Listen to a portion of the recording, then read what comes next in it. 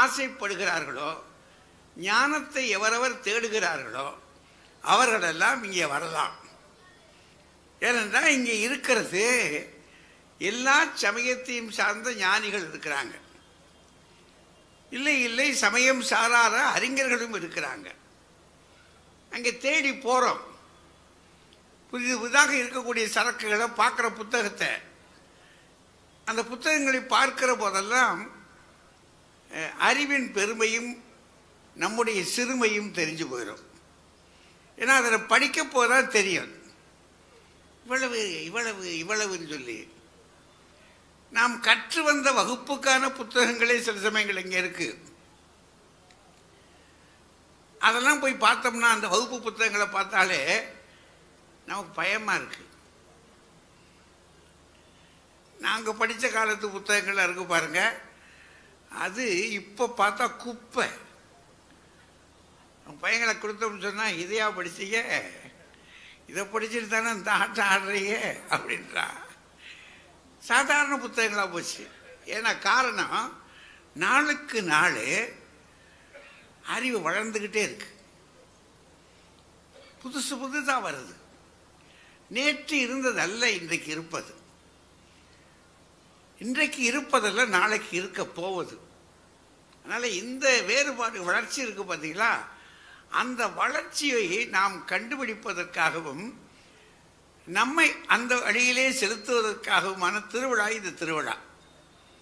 அதை பப்பாசி அரசனுடைய இணைப்பாக இருந்து கொண்டு ஆண்டுதோறும் ஊர் ஊராக நடத்துகிறாங்க. இது ஒரு பெரிய திருவிழா. அது அரசு துறை கொஞ்சம் செலவும் பாராமல், இந்த திருவிழா கொண்டாடுறதுன்னா எளிதான காரியம் இல்லை. திருவிழா கொண்டாடும் போது கோயிலில் கொண்டு போய் நம்ம காணிக்க போட்டுருவோம். அது கோயில்காரர்களுக்கு அது பரவாயில்ல, ஏதோ கோயில் நடத்துறதுக்கு ஒரு வரவாக போயிடும். இங்கே யாரும் காணிக்க போடுறதில்லை, புஸ்தகம் தான் வாங்குகிறோம். அதுதான் காணிக்க வாங்கணும். அதை அப்படி வாங்கி அறிவை சேர்த்து கொள்ளுவது. அப்படி அறிவை சேர்த்து கொள்வதற்கு வருகிற நம்ம இடத்துலையே கொஞ்சம் கோயிலுக்கு போனாலே அந்த காலத்தில் அப்படி தான் மண்டபங்கள் இருந்துச்சு. அதில் புராணங்களை சொல்லுவதற்கு, சில கதைகளை சொல்லுவதற்கு, தொன்ம கதைகளை சொல்வதற்கென்று கோவில்களில் மண்டபங்கள் இருந்துச்சு. இன்றைக்கி உபன்யாசங்கள், கதா காலட்சேபங்கள் நடக்குது. அது மாதிரி தான் இது. அங்கே அது நடக்கும்போதே இங்கே கொஞ்சம் ஒரு தெளிவுபடுத்துறதுக்காக மக்களுக்கு ஒரு அறிவு திருவிழாவில் ஒரு விருந்து, ஞான விருந்து அல்லது அறிவு விருந்து அப்படியே ஏற்பாடு பண்ணியிருக்கு. அதில் இன்றைக்கு நம்ம என்ன கண்டுபிடிக்க போகிறோம், யோசிக்க போகிறோம்னா, வாழ்க்கையில் மகிழ்ச்சி அது எது? நேற்றைய நினைவுகளா, நாளைய கனவுகளா? மகிழ்ச்சி இருக்கணும். நான் உங்களை பார்க்குற போது எல்லாம் சொல்கிறாங்க மகிழ்ச்சி சொல்லு நல்லா இருக்கு, ஆனால் இல்லையா வாழ்க்கையில், அநேக பேருடைய வாழ்க்கையில் அது எங்கே இருக்குது? எங்கேயே தேடுவேன் பணத்தை, எங்கேயே தேடுவேன்ன மாதிரி மகிழ்ச்சியை தேடி ஓட வேண்டியிருக்கு அநேகருக்கு. ஆனால் மகிழ்ச்சியை தேடி பார்க்கணும், அது வேண்டி இருக்கு. அந்த மகிழ்ச்சி எங்கே கிடைக்கும்? சின்ன பிள்ளைகளை கேட்டால் ஐஸ் வாங்கி கொடுங்க மகிழ்ச்சி வந்துடும்ன்றான். அவனுக்கு ஐஸை வாங்கி கொடுத்துட்டோம்னா அவனுக்கு அது மகிழ்ச்சி தான். அது நல்லா படிக்கிற பிள்ளைக்கு ஒரு புத்தகத்தை வாங்கி கொடுத்துட்டோம்னா, அவன் கேட்குற புத்தகத்தை வாங்கி கொடுத்துட்டோம்னா உடனே ஓடி போய் ரூமில் உட்காந்து படிக்க ஆரம்பிக்கிறான். அது அவனுக்கு மகிழ்ச்சி. ஒவ்வொருத்தருக்கும் ஒவ்வொரு வகையான மகிழ்ச்சி இருக்குது. ஆனால் நினைவுகளும் கனவுகளும் மகிழ்ச்சியாக இருக்குமா? இது ரெண்டுமே என்னுடைய நினைவு எனக்கு தான் தெரியும். நான் என்ன நினைக்கிறேன்றதை நீங்கள் உங்கள்கிட்ட பேசிக்கிட்டு இருக்கும்போதே எனக்கு என் நினைவு எங்கேயோ போய்கிட்டு இருந்தாலும் இருக்கலாம்.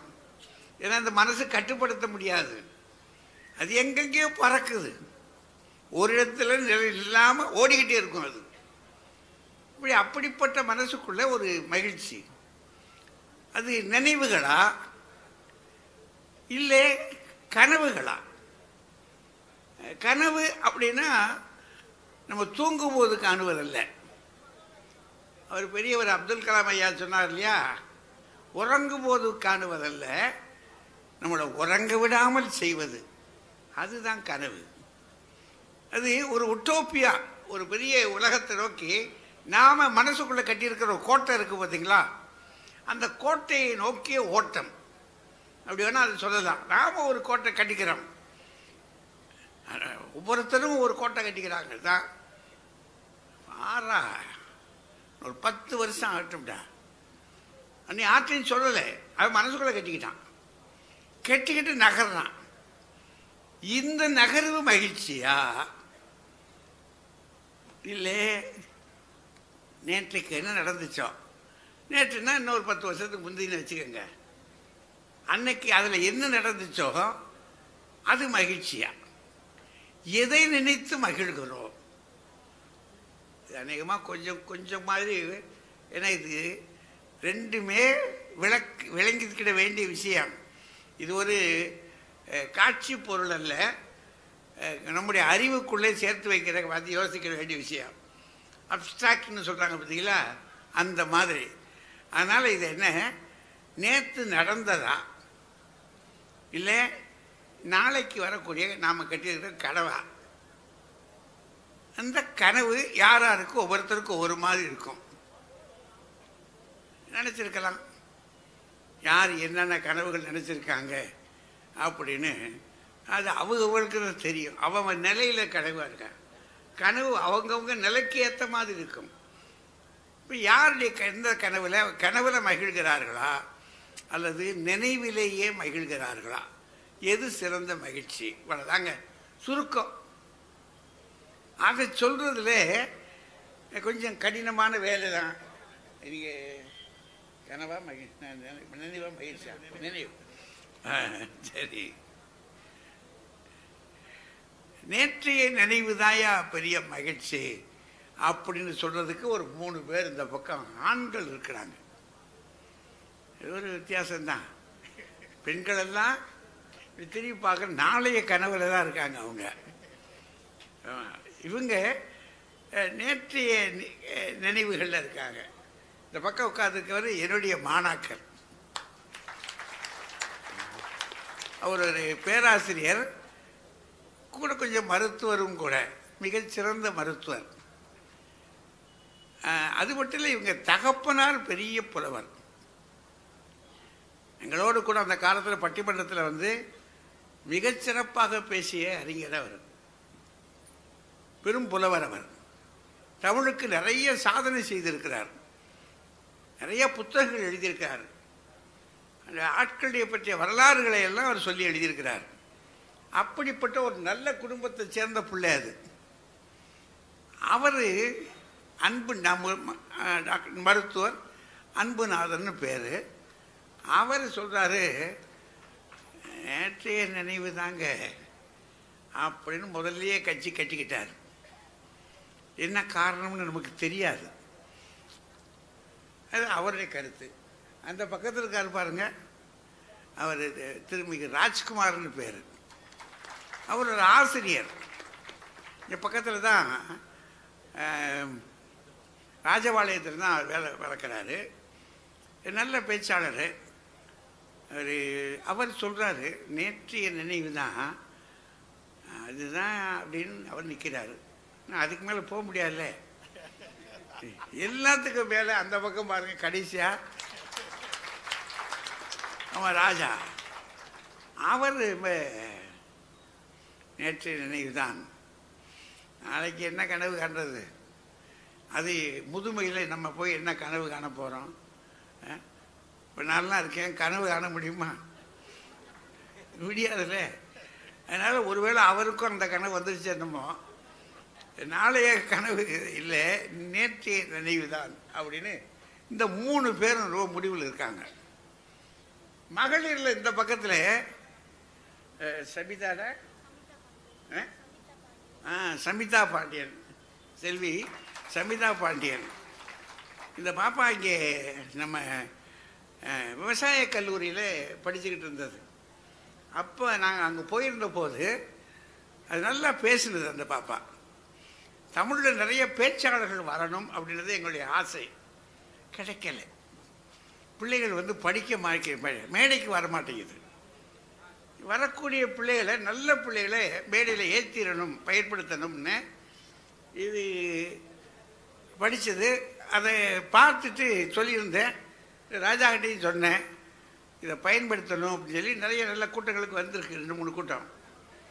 அதில் இங்கே மதுரைக்குள்ளே இருக்கிறதுனால பக்கத்தில் நட இருக்க ராமநாதபுரம் இந்த பாப்பாவும் நல்லா பேசும், கொஞ்சம் சிந்திக்கிறாங்க.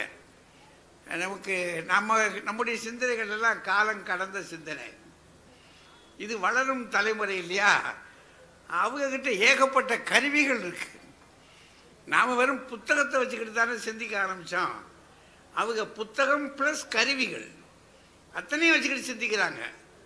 தகவல்கள் ஏராளமாக கொட்டி கிடக்கு அவங்ககிட்ட. அதனால் அவர்கள்ட்ட நம்ம, அவர் கார்ல் மார்க்ஸ் வரீங்கன்னு சொல்லுவார், சில்ட்ரன்ஸ் ஷுட் எஜுகேட் தர் பேரண்ட்ஸ்ன்னு சொல்லி. பிள்ளைகள் தங்களுடைய பெற்றோருக்கு சொல்லிக் கொடுக்க வேண்டும். அது எனக்கெல்லாம் அப்போ நான் படித்த போது என்னடா இப்படி சொல்கிறாரு அப்படின்னு, அது கொஞ்சம் முடியாமல், அறிவு வளராமல். அப்புறம்தான் தெரிஞ்சிச்சு, ஆஹா காலம் வளர வளர வளர நான் படித்ததல்ல இப்போ படிக்கிறதுன்னு தெரிஞ்சுக்கிட்ட ஒருபாடு தான். இப்போ அதுக்கிட்ட கேட்டுத்தானே தெரியணும். அது சொல்ல வந்திருக்கு. அது சொல்லுது நாளைய கனவு. ஏன்னா அவங்களுக்கு முடியும்ல, கனவு காண முடியும்ல, கனவு காணுகிற வயசு தானே இது. அதனால தான் முதலே சொல்லிட்டேன், உறங்கும் போது காட்டுவதல்ல, அந்த கனவு அல்ல இது. உள்ளத்துக்குள் அவர்கள் கட்டி முடித்திருக்கின்ற கனவு அது.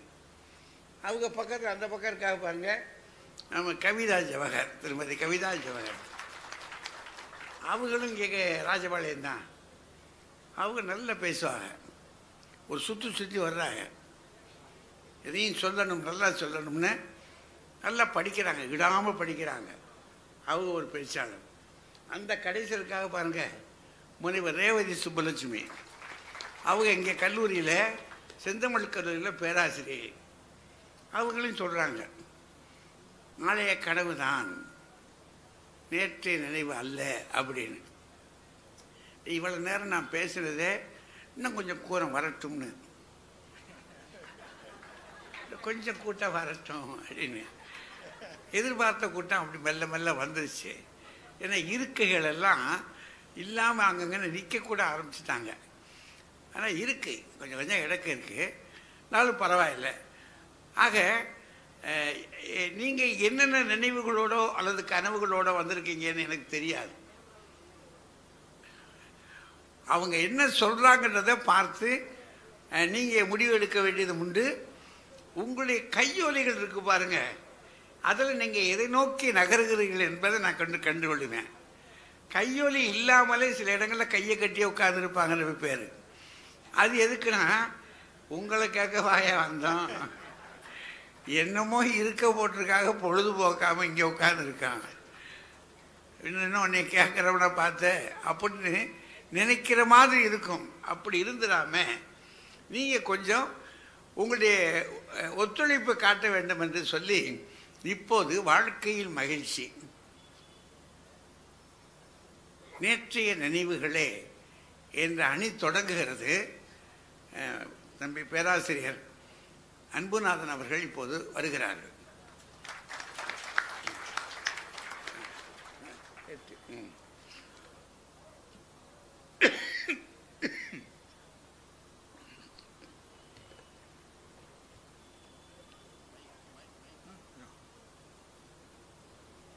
ஐயா ஆரம்பிக்கும் பொழுதே சொன்னார், நான் அவருடைய மாணவர் என்று.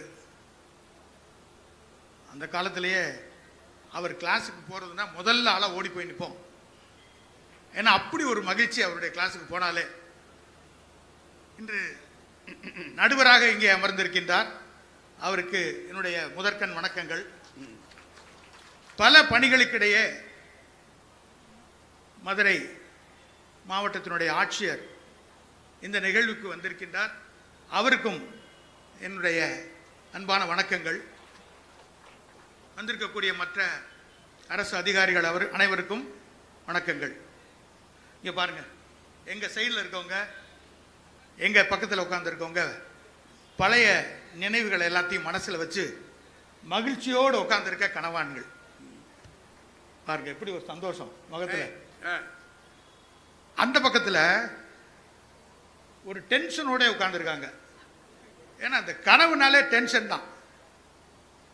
கனவுல ஐயோ அது நடக்குமா நடக்காதான்னு சொல்லிட்டு, அதனால இவர்கள் கனவான்கள் என்றால் அவர்கள் கணவர்கள். ரெண்டு சொல்லினா கனவு கண்டு கொண்டே இருக்கக்கூடிய கணவர்கள் அவர்கள். டென்ஷன் தான் எப்பவுமே. என்னுடைய தலைப்பு மகிழ்ச்சி என்பது கடந்த கால வசந்த கால நினைவுகள் தான் என்று. திரும்பி பார்த்தோன்னு வச்சுங்க, பழைய காலத்தை எதை சொல்றது எதை விடுறது எல்லாமே தான், எல்லாமே மகிழ்வாகத்தான் இருக்கும். அவ்வளவு மகிழ்வு தான். அப்படி என்னென்ன தான் இருந்துச்சு? இந்த அதாயா நான் இந்த சென்ட் மேரிஸ் ஹை ஸ்கூல்ல தான் படித்தேன்.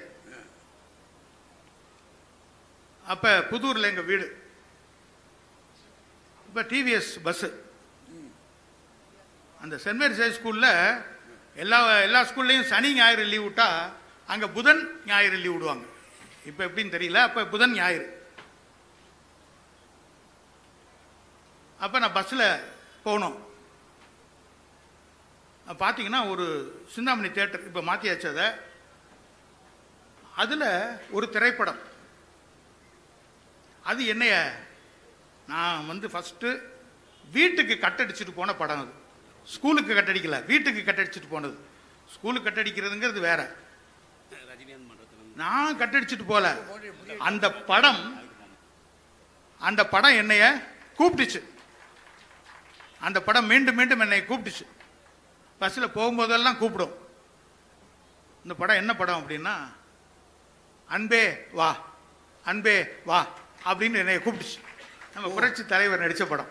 என் பேர் அன்பு, அன்பே வா அன்பே வான்னு கூப்பிட்டதுனால அந்த படத்தை எப்படி நான் பார்க்கணும் அப்படின்னு சொல்லி மனசுக்குள்ளேயே நினச்சிக்கிட்டு இருந்தேன். நான் நினைச்சேன் ஒருவேளை அப்பவே உங்களுக்கு அன்பே வாழ வந்துருச்சோ. ஆனால் வீட்டில் கேட்டால் விட மாட்டாங்க, காசு இல்லை.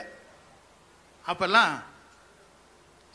மதுரை அதாவது புதூர்லேருந்து சென்ட் மேரிஸ் ஹை ஸ்கூல் போகிறதுக்கு அரை டிக்கெட்டு பஸ்ஸில் 10 பைசா.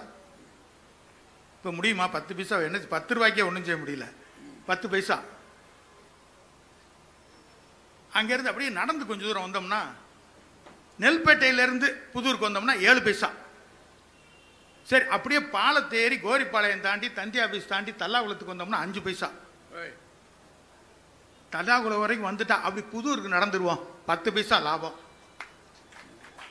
இப்படி கணக்கு போட்டு போகும்போது பஸ்ஸில் தான் போகிறது, வரும்போது இந்த மாதிரி நடந்து வர்றது. நடந்து வந்து 3 பைசா 5 பைசான்னு சேர்த்து வைக்கிறது. அப்போ 55 பைசா அந்த தேட்டரில் டிக்கெட்டு. எப்படியாவது போயிடணும். என்னைக்கு போகிறது? இந்த புதன்கிழமை சில நாட்கள் என்ன செய்வாங்க, அரை நேரம் வைப்பாங்க. அந்த அரை நேரத்தில் ஒரு நாள் படத்துக்கு போயாச்சு. 55 பைசா கொடுத்து சேர்த்து வச்சு 55 பைசா கொடுத்து போயாச்சு. போயிட்டு வரும்போது மாட்டிக்கிட்டேன், அது வேற விஷயம். வீட்டில் எங்கள் மாமா எப்படி இருந்தோ பார்த்துட்டாரு, வீட்டில் போய் சொல்லிட்டாரு. அதுக்கப்புறம் பெரிய பிரச்சனை ஆச்சு. ஆனால் அன்றைக்கு நான் பார்த்த அந்த படமும் நான் மாட்டிக்கொண்டாலும் அந்த நிகழ்வுகளும் இன்றும் என்னுடைய மனதிலே பசுமையாக நிற்கின்றது, மகிழ்ச்சி தருகின்றது. சமீபத்தில் கூட மாமா அவர் 80 வயசு பார்த்து, டேய் அன்னைக்கு மாட்டி விட்டேனே அப்படின்னாரு. 2 பேரும் சிரித்து சந்தோஷப்பட்டோம். அதுல எந்த டிக்கெட் எடுத்து போனீங்க? அதெல்லாம் முக்கியமான விஷயம் இல்ல. 55 பைசா டிக்கெட்டியா? சரி, அதுல எப்படி வரிசையில போனீங்களா, இடிச்சுக்கிட்டு போனீங்களா? அதெல்லாம் சொல்லுங்க. அதேதான். அன்னைக்கெல்லாம் அந்த இதுக்குள்ள நெறிஞ்சு இடிச்சு உள்ளுக்குள்ள கூடி ஓடுறது. ஏன்னா உள்ள போய் உட்கார்ந்து இருக்கும்போது யாரும் பாத்திரக்கூடாதுல்ல, அதனால புஸ்தகத்தை வச்சு இப்படி மறைச்சிக்கிட்டே படம் பார்க்க, இந்த பக்கம் அந்த பக்கம். யாரும் பார்த்துட்டு வீட்டில் போய் சொல்லிட்டாங்கன்னா இவ்வளவு செஞ்சு வீட்டில் பார்த்துட்டாங்க. ஆனால் இந்த கணவர்கள்லாம் உட்காந்துருக்காங்கல்ல அந்த பக்கத்தில், அவங்க எந்த படத்துக்கு இவங்க திட்டம் போட்டு இப்படி கனவு காணுவாங்க? இந்த படத்துக்கு போகிறதா, அந்த மகிழ்ச்சி வர்றதா? ஐயா சொன்னாங்க, வாழ்க்கையில் அவங்க நிறைய கனவு காண போகிறாங்க அப்படின்னு சொல்லிட்டு. எனக்கு என்னமோ அது டென்ஷனை தான் உண்டாக்குன்னு நினைக்கிறேன். இந்த மாதிரி நினச்சி பார்த்து சந்தோஷப்படுற மாதிரி அங்கே பெரிய விஷயங்கள்லாம் ஒன்றும் இல்லைன்னு நினைக்கிறேன். கொஞ்ச நாளைக்கு முன்னாடி வருஷம் வருஷம் இந்த கல்யாண நாள்லாம் வரும்ல, அது மகிழ்ச்சியா அப்படின்லாம் கேட்டுறாதீங்க, கல்யாண நாள் வரும் என்ன. அப்போ என் பிள்ளைங்க எனக்கு எங்களுக்கு இப்போ ஏதாவது பரிசு கொடுப்பாங்க. அப்படி ஒரு 5-6 வருஷத்துக்கு முன்னாடி ஒரு பரிசு கொடுத்தாங்க. என் மகனும் ஒரு 2 அடி நீளம், அதே மாதிரி ஒரு 1.5 அடி அகலத்துக்கு ஒரு பெரிய ஒரு போர்ட்ரைட் மாதிரி ஒன்றை கவர் பண்ணி கொண்டாந்து கொடுத்தாங்க. என்னடா அது, எதுக்கு இப்படி வாங்குனீங்க அப்படி இப்படி நான் சத்தம் போட்டுட்டு அதை பிரித்து பார்த்தா, நானும் என் மனைவி குழந்தைகள் சின்ன பிள்ளையிலிருந்து பல்வேறு வகையான புகைப்படங்களை ஒன்றாக சேர்த்து ஒரு கொலாஜ் மாதிரி பண்ணி அருமையாக கொடுத்திருந்தார்கள். என்ன எங்க வீட்டில் மாட்டி வச்சிருக்கோம். என்னைக்காவது கொஞ்சம் அப்படி மனசு ஒரு மாதிரி இருக்கும்போது அந்த புகைப்படத்தின் பக்கத்தில், அந்த போர்ட்ரைட் பக்கத்தில் போய் நின்னோம்னா அப்படியே கடந்த காலத்துக்குள்ள போய் அப்படியே நமக்கு மகிழ்ச்சி மகிழ்ச்சி மகிழ்ச்சி வந்து கொண்டு இருக்கும். இது இனி எங்களுக்கு வேண்டாம், நீங்களே வச்சுக்கங்கன்னு கொடுத்துட்டாங்களோ. அந்த மாதிரி எதிர்காலத்தில் இப்போ இருக்க புது ஏஐ டெக்னாலஜி எல்லாம் வச்சு 10 வருஷம் கழிச்சு நான் இப்படி இருக்க போறேன் அப்படி இருக்க போறேன் எல்லாம் புகைப்படம் எடுத்து மாட்டினாலும் அந்த சந்தோஷம் வராது. ஆனால் நான் சின்ன பிள்ளையிலிருந்து பார்த்த அந்த புகைப்படங்கள் எல்லாம் அதில் இருக்கும் பொழுது, என்னுடைய மனைவியுடைய புகைப்படங்கள், என்னுடைய குழந்தைகள், குடும்ப புகைப்படம் எல்லாமே சேர்த்து கொலாஜ் பண்ணியிருக்காங்க. அது வேற எங்கேயுமே, அது வேற எந்த சமயத்திலும் அந்த மாதிரி கிடைக்காது. கொஞ்ச நாளைக்கு போட்டு இந்த கீழடிக்கு போயிருந்தேன். 4-5 தடவை போனேன். போயிட்டு வந்ததுக்கு அப்புறம் அருமையான சந்தோஷம். என் முன்னோர்கள் 2000-3000 ஆண்டுகளுக்கு முன்பா வாழ்ந்த அந்த இடத்துல நான் நின்னேனே, சந்தோஷம். இந்த சந்தோஷத்துக்கு ஈடு இணை வேற எதுவுமே கிடையாது. ஐயா நடுவர் அவர்களே, இவங்க இந்த கோர்ட் சீன்ல வர்ற மாதிரி my lord note this point ஏதாவது சினிமால இருந்து அல்லது பாரதியார் எழுதுனதுல இருந்து கனவு ஏதாவது சொல்லுவாங்க. நோட்டே பண்ண மாட்டேன்னு சொல்லிருங்க, நோட்டு கொண்டு வரலன்னு சொல்லிருங்க. என்ன, ஏன்னா அதுல அங்க நின்ன போது எனக்கு பாரதியினுடைய ஒரு பாடல், அந்த பாடல் மனசுல வந்துருச்சுனாலே வேற எதுவுமே நமக்கு வேண்டியதில்லை. எங்கள் தந்தையர் நாடெனும் பேச்சினிலே ஒரு சக்தி பிறக்குது மூச்சினிலே அப்படின்னா, அங்க போய் நின்ன உடனே என்னுடைய தந்தைகள் வாழ்ந்த இந்த இடத்துல நான் நிக்கிறேனே அப்படின்ற ஒரு மகிழ்ச்சி இருக்கு பார்த்தீங்களா, அதுக்கு ஈடு இணை எதுவுமே கிடையாது. எந்த இதுவுமே கிடையாது அதுக்கு. அதே போல திரைப்பட பாடல்கள் அப்படின்னு சொல்லிச்சுன்னா 1000 பாடல்கள் வந்திருந்தாலும் பசுமை நிறைந்த நினைவுகளே அந்த பாட்டுக்கு இணையாக எதுவுமே கிடையாது. ஒரு கடைசியாக மணி அடிச்சுட்டே இருக்காங்க ஐயா, அதனால முடிச்சிடறேன் நான். இவங்க இந்த எதிர்கட்சிக்காரங்க ஒரு சின்ன ஒரு நிகழ்வு தான் எனக்கு ஞாபகத்துக்கு வருது. ஒருத்தன் ஒரு அட்வர்டைஸ்மெண்ட் போட்டான். 500 ரூபாய் கொடுத்தீங்கன்னா வாழ்நாள் முழுசும் உங்களுக்கு உட்காந்து சாப்பிட்றதுக்கு வழி சொல்றோம் அப்படின்னு சொல்லி போட்டான். நம்ம கணவர்கள் எல்லாம், கனவு காண்றவங்க எல்லாரும் என்ன செஞ்சுட்டாங்க, ஆஹா 500 ரூபாயிலையா அப்படின்னு சொல்லிட்டு எல்லாம் படம் எடுத்து போயிட்டாங்க. அங்கே போனதுக்கு அப்புறமேல கதவை திறந்து விட்டு உள்ளே போய் இந்தா இருக்கு பாருங்கண்ணா, அங்கே ஒரு சேர் 500 ரூபாய்க்கு வாங்கிட்டு போங்க, நீங்கள் மட்டும் இல்லை உங்கள் பிள்ளைகளும் உட்காந்து சாப்பிட்லாம் அதில் அப்படின்னா. அந்த மாதிரி இவங்க ஏதாவது ஒன்று கனவு காண்டு ஏதாவது ஒன்று நடக்கும். அதனால் என்றைக்குமே எதிர்கால கனவுகள் என்பது அது மகிழ்ச்சியை தராது, கடந்த கால நினைவுகள் தான் என்று மகிழ்ச்சியை தரும். இதற்கு முத்தாய்ப்பாக பெரிய தத்துவ ஞானி எபிக்டீட்டஸ், அவர் கிரேக்க தத்துவ ஞானி, அவர் மகிழ்ச்சியை பற்றி சொல்றார். அந்த ஒன்றை சொல்லி நான் நிறைவு செய்கின்றேன். மகிழ்ச்சிக்கு ஒரே ஒரு வழிதான் உண்டு, அது நம் கையில் இல்லாத எதிர்காலத்தை எண்ணி கனவு காண்பதை நிறுத்தினாலே போதும், மகிழ்ச்சி தன்னால் உன்னிடம் இருக்கும் என்று நான் சொல்லல. 2000 ஆண்டுகளுக்கு முன்பாக இவர் யார் அப்படின்னா, இவர் தான் உன்னை நீ அறிந்து கொண்டு உன் எதிர்காலத்தை யோசி என்று அன்றே 2000 ஆண்டுகளுக்கு முன்னால் சொன்ன தத்துவ ஞானி. இதற்கப்புறம் தான் பின்னாடி நிறைய செல்ஃப் ஹெல்ப் புக்ஸ்லாம் வந்த வார்த்தைகள் எல்லாம் வந்திருக்கு. நம்ம தமிழில் கூட கண்ணதாசன் எழுதிய நீ உன்னை அறிந்தால் உலகத்தில் போராடலாம்னு ஒரு பாட்டு வருமே, அதெல்லாம் இதனுடைய அடிப்படையாக கொண்டது. ஆனால் 2000 ஆண்டுகளுக்கு முன்பே அவர் சொல்லியிருக்கின்றார். ஐயா நடுவர் அவர்களே, நீங்களும் ஒரு பெரிய ஞானி, குறிச்சுக்கிட்டேன். அதனால் எனக்கு ஒரு அருமையான இந்த வாய்ப்பை தந்தமைக்கு நன்றி கூறி, தீர்ப்பு கடந்த கால நினைவுகளுக்குத்தான் வரும் என்று நம்பிக்கையோடு விடைபெறுகின்றேன். வணக்கம். அந்த காலத்துல கொஞ்சம் கலக்கின படம் எல்லாரையும், அந்த படத்துக்கு போறதுக்கு எப்படி காசு சேர்த்திருக்கிறாரு, என்னன்னா காசு சேர்த்ததெல்லாம் கூட மனசு பெருசா இருக்காது. அந்த தியேட்டருக்கு போய், சிந்தாமணி தியேட்டர் ஏன்னா நாங்களும் போயிருக்கோம்ல, சிந்தாமணி தியேட்டர் அது ரோட்ல நிக்கணும். தியேட்டர்ல அந்த தியேட்டர்ல உள்ளுக்குள்ள போய் நிக்கிற மாதிரி இருக்காது, ரோட்ல தான் நிக்கணும். அது ரோட்லயும் ஒவ்வொரு இடத்துலயும் இப்படி சைடு சைடா நிற்பாங்க. எல்லாம் ஒருத்தர் பார்த்துட்டு போய் மாதிரி அதுல நிற்கும் போதே ஆளு வந்து இப்படி இப்படின்னு கேட்பான். அது வேற பிச்சை கேட்கிற அந்த காட்சிகள் வேற இருக்கும். இதுக்கெல்லாம் இடையில அதுல ஆளு ஏறி போற காட்சி வந்துச்சுன்னா போச்சு. மீறி போய் பார்க்கிற காட்சி இருக்கு பாருங்க தியேட்டருக்குள்ள, ஆனந்த அனுபவம் அது. அதான் அவர் நினைச்சு பார்த்திருக்காரு. இப்ப அந்த தியேட்டர் பக்கம் போகும்போது அந்த ஞாபகம் வந்துருங்க, இங்க தாண்டா அன்பே வா அப்படின்னு நல்லா தெளிவா அடிச்சு, கடைசியா ஒரு கிரேக்க ஞானியுடைய அந்த மேற்கோளோட பிடிச்சிட்டார். அருமையான மேற்கோள். மகிழ்ச்சி என்னன்னா வேற ஒன்றும் இல்லை, நாளைய கனவுகளை மட்டும் நினைக்காம இருந்தாலே போதும், வாழ்க்கை மகிழ்ச்சி தானே. சுருக்க பிடிச்சிட்டார். இவ்வளவு தெளிவா சொல்லியிருக்காரு. அங்க சத்யநாராயண பாண்டியன் வாங்க, என்ன சொல்ல போறீங்க? இங்கே வந்ததைங்களா? நல்லதா? இங்கே நல்லா இருக்கு.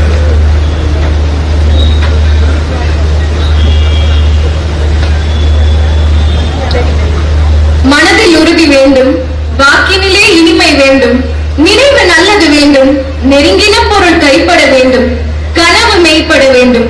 சபையோர் அனைவருக்கும் என் அன்பின் வணக்கங்களும் இனிய தீபாவளி திருநாள் நல்வாழ்த்துக்கள். எனக்கு முன்னாடி எதிரணியில பேசினாங்க, அதாவது பொய் சொல்லலாம், ஏற்ற காலத்துல பொய் சொல்லக்கூடாது.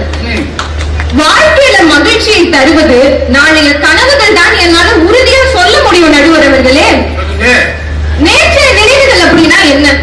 அதை நினைச்சு பார்த்தோம்னா மகிழ்ச்சி மட்டும்தான் இருக்குமா சொல்லுங்க?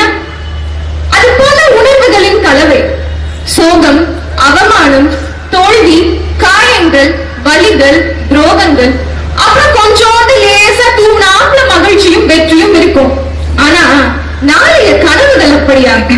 யாராவது நான் தோத்து போகணும், இல்ல நாளைக்கு ஏதாவது சோகமா நடக்கணும்னு கனவு காண்போமா? எப்பவுமே மகிழ்ச்சியான விஷயங்களை மட்டும்தான் கனவு காண்போம். கனவு என்பது ஹார்ம்லெஸ், அதனால யாருக்கும் எந்த பாதிப்பும் வராது. அது சந்தோஷமான விஷயங்களை மட்டும்தான் ஜெனரேட் பண்ணும். அப்போ மகிழ்ச்சியை மட்டும் தருவது நாளைய கனவுகள் தானே ஐயா? நடுவர் அவர்களே, நமக்கும் குரங்களுக்கும் ஒரே மூதாதையர் தான். சொல்ல போனா நம்மளும் குரங்களும் பங்காளிங்க தான். கிட்டத்தட்ட ஒரே ஜீன் தான் ஷேர் பண்றோம். இருந்தும் மனிதன் மட்டும் பரிணாம வளர்ச்சி அடைந்தது எப்படி? உலகில் மிக அதிகமா விற்பனையான பல அறிஞர்களால் பாராட்டப்பட்ட சமகால நூல் தான் சேப்பியன்ஸ். அதை எழுதியவர் யோவல் நோவா ஹராரி. பல ஆய்வுகளை ஆராய்ந்து இந்த மனித இனத்தின் பரிணாம வளர்ச்சி பற்றி முடிவுல என்ன சொல்றாருன்னா, மனிதன் பரிணாம வளர்ச்சி அடைந்ததற்கு, ஒரு மொழி உருவாக்கி பேசியதற்கு, குழுவாக நாடாக உருவானதற்கு, இது எல்லாத்துக்கும் அவனுடைய கற்பனை திறன் ஒரு முக்கிய காரணமா இருக்குன்னு அடிச்சு சொல்றார். கதை, கவிதை, காப்பியம், இலக்கியம், ஓவியம், நாடகம் என்று எதை தொட்டாலும் கனவுகள் இல்லாமல் இயற்ற முடியாது என்பதை நாம் மறுத்துவிட முடியுமா? அந்த காலத்துல அப்படின்னு யாராவது ஆரம்பிச்சாலே நாங்க தெரிச்சு ஓடிடுவோம். இந்த பாடியில நின்று போன டேப் ரெக்கார்ட் மாதிரி பழசையே நினைச்சு பேசிட்டு இருக்க எதிரணியினர் மாதிரி ஆட்கள்னால என்னை போல இளைஞர்கள் எல்லாம் ரொம்ப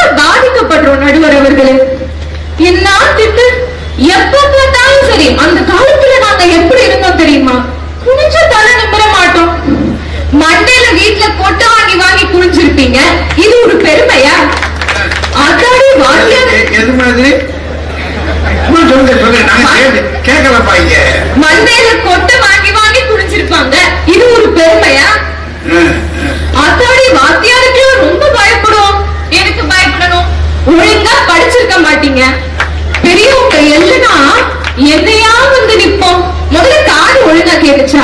எல்லாம் எடுத்துட்டு வானா எதுக்கு என்னைய போய் கொடுத்தீங்க? ஆனா நாங்கள் அப்படி அல்ல, இளம் கன்றுகள், பயமறியாதவர்கள். எங்களுக்கு எதிர்கால கனவு தரும் மகிழ்ச்சி தான் ஒவ்வொரு இரவையும் வண்ணங்களாக அலங்கரிக்கிறது. நடுவர் அவர்களே, நாங்க மட்டுமல்ல, நீங்க கூட தான் 13 வயதுகள்ல கனவுகளில் ஏத்து கிடந்திருப்பீங்க. அதை மறுக்க முடியுமா? ஒரு கனவு நடக்கலையதாகி ஐயா, அந்த கனவு நடக்குமா நடக்காதா, உண்மையா பொய்யா, சாத்தியமா நிரந்தரமா, அதுக்குள்ளார நாங்க போக விரும்பல. அந்த கனவு எனக்கு அது மகிழ்ச்சியை தருகிறது. நடுவர் அவர்களே, உலக புகழ்பெற்ற சாதனையாளர்களின் சாதனையை கனவுகளை சொல்றதை விட சாதாரண மனிதனின் சாதனையை கனவுகளை ஒரு உதாரணமா சொல்ல நினைக்கிறேன். சச்சித் அப்படின்ற மனிதரை பத்தி சமீபத்துல படிக்கக்கூடிய வாய்ப்பு எனக்கு கிடைச்சது. தனக்குன்னு காணும் கனவை விட தன்னை சார்ந்தோருக்காக காணும் கனவு அது மிக உன்னதமானது. சஜித்துக்கு 8 வயசு இருக்கும் போது அவருடைய தாய் தந்தையை இழக்கிறார். அது கொஞ்சம் தள்ளி பேசுறேன், மைக்கிட்ட போகாத, ரொம்ப சத்த வித்தியாசமா இருக்கு. சஜித்துக்கு 8 வயசா இருக்கும் போது அவருடைய தாய் தந்தையை இழக்கிறார். அதுக்கப்புறம் அவருடைய கனவான படிப்பை தொடர முடியல. தினசரி சாப்பாட்டுக்கு கூட கையேந்தி நிக்கிற நிலைமை. அப்புறம் படிப்படியா முன்னேறி இன்னைக்கு கார் வாங்கி அதை வாடகைக்கு ஓட்டிட்டு இருக்காரு. மசனக்குடி பக்கத்துல பழங்குடியினர் சுற்றி வாழும் 5 கிராமங்களுக்கு சேர்த்து ஒரு ஸ்கூல் இருக்கு. முழு நேரமா வண்டி ஓட்டாம அங்க இருக்கிற குழந்தைகளுக்கு நிறைய ஹெல்ப் பண்ணுவாரு. அந்த கிராமங்கள் தோறும் வீடு வீடா போய் இதுவரைக்கும் 35 குழந்தைங்களோட பெற்றோர்களை கன்வின்ஸ் பண்ணி படிப்பு எவ்வளவு முக்கியம்ன்றத புரிய வச்சு சேர்த்து விட்டுருக்காரு. அது போக தன்னோட சம்பாத்தியத்துல நோட் புக் வாங்கி கொடுக்கிறது, யூனிஃபார்ம் வாங்கி கொடுக்கிறது, இப்படி தனக்கு கிடைக்காத படிப்பை தன்னால் நிறைவேற்ற முடியாத கனவை நினைவாக்கிட்டு இருக்காரு. அப்போ இப்ப சொல்லுங்க, அவருடைய பழைய கசந்த நினைவுகள் மகிழ்ச்சியை தருமா, இல்லை தன்னால் படிக்கின்ற பிள்ளைகளின் முகங்களில் தவழும் அந்த கனவுகள் மகிழ்ச்சியை தருமா? நடுவர் அவர்களே, எதிர்கால கனவுகள் தான் மகிழ்ச்சியை தரும் என்பதை தமிழக அரசே உணர்ந்ததால் தான் இந்தியாவில் ஏன் உலகில் முதலாக பள்ளி குழந்தைகளுக்கு காலை உணவு திட்டத்தை கொண்டு வந்திருக்கிறது. இன்றைக்கு ஆந்திர அரசும் இதே திட்டத்தை துவங்கியிருக்கிறது என்று சொன்னால் அது நமக்கு பெருமை தானே நடுவர் அவர்களே?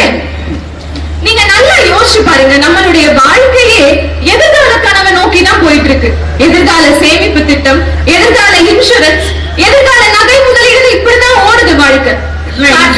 பண்றோமா, கட்ட முடியல. கடந்த காலத்துக்கு என்ன திட்டம் இருக்கு? இந்த 3 பேர் சொல்லுவாங்களா? போன மாசம் வாங்கின கடனுக்கே என்ன பதில் சொல்றது தெரியாம நம்ம உட்கார்ந்து இருக்கோம். இதுல கடந்த காலம் தான் மகிழ்ச்சி.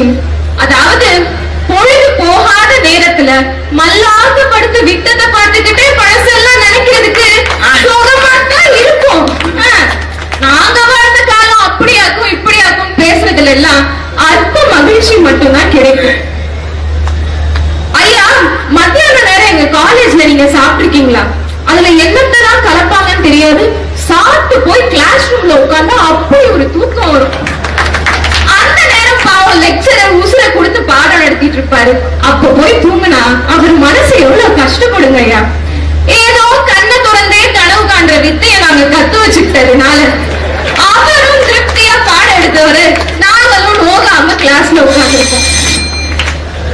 நடுவர் அவர்களே, ஜெர்மானிய தத்துவ ஞானி ஃப்ரெட்ரிக் நிட்சே என்ன சொல்றாருன்னா, blessed are the forgetful, அதாவது மறப்பவர்கள் பாக்கியவான்கள் சொல்றார். அது உண்மைதானே? அதுல பல நன்மைகள் உண்டு. எண்ணி பாருங்க, கடந்த காலத்தை மறப்பது, அவமானங்களை மறப்பது, துரோகங்களை மறப்பது ஒரு தனி மனிதனுக்கு மட்டுமல்ல, ஒரு நாட்டுக்கே அது நன்மை பயக்கும்.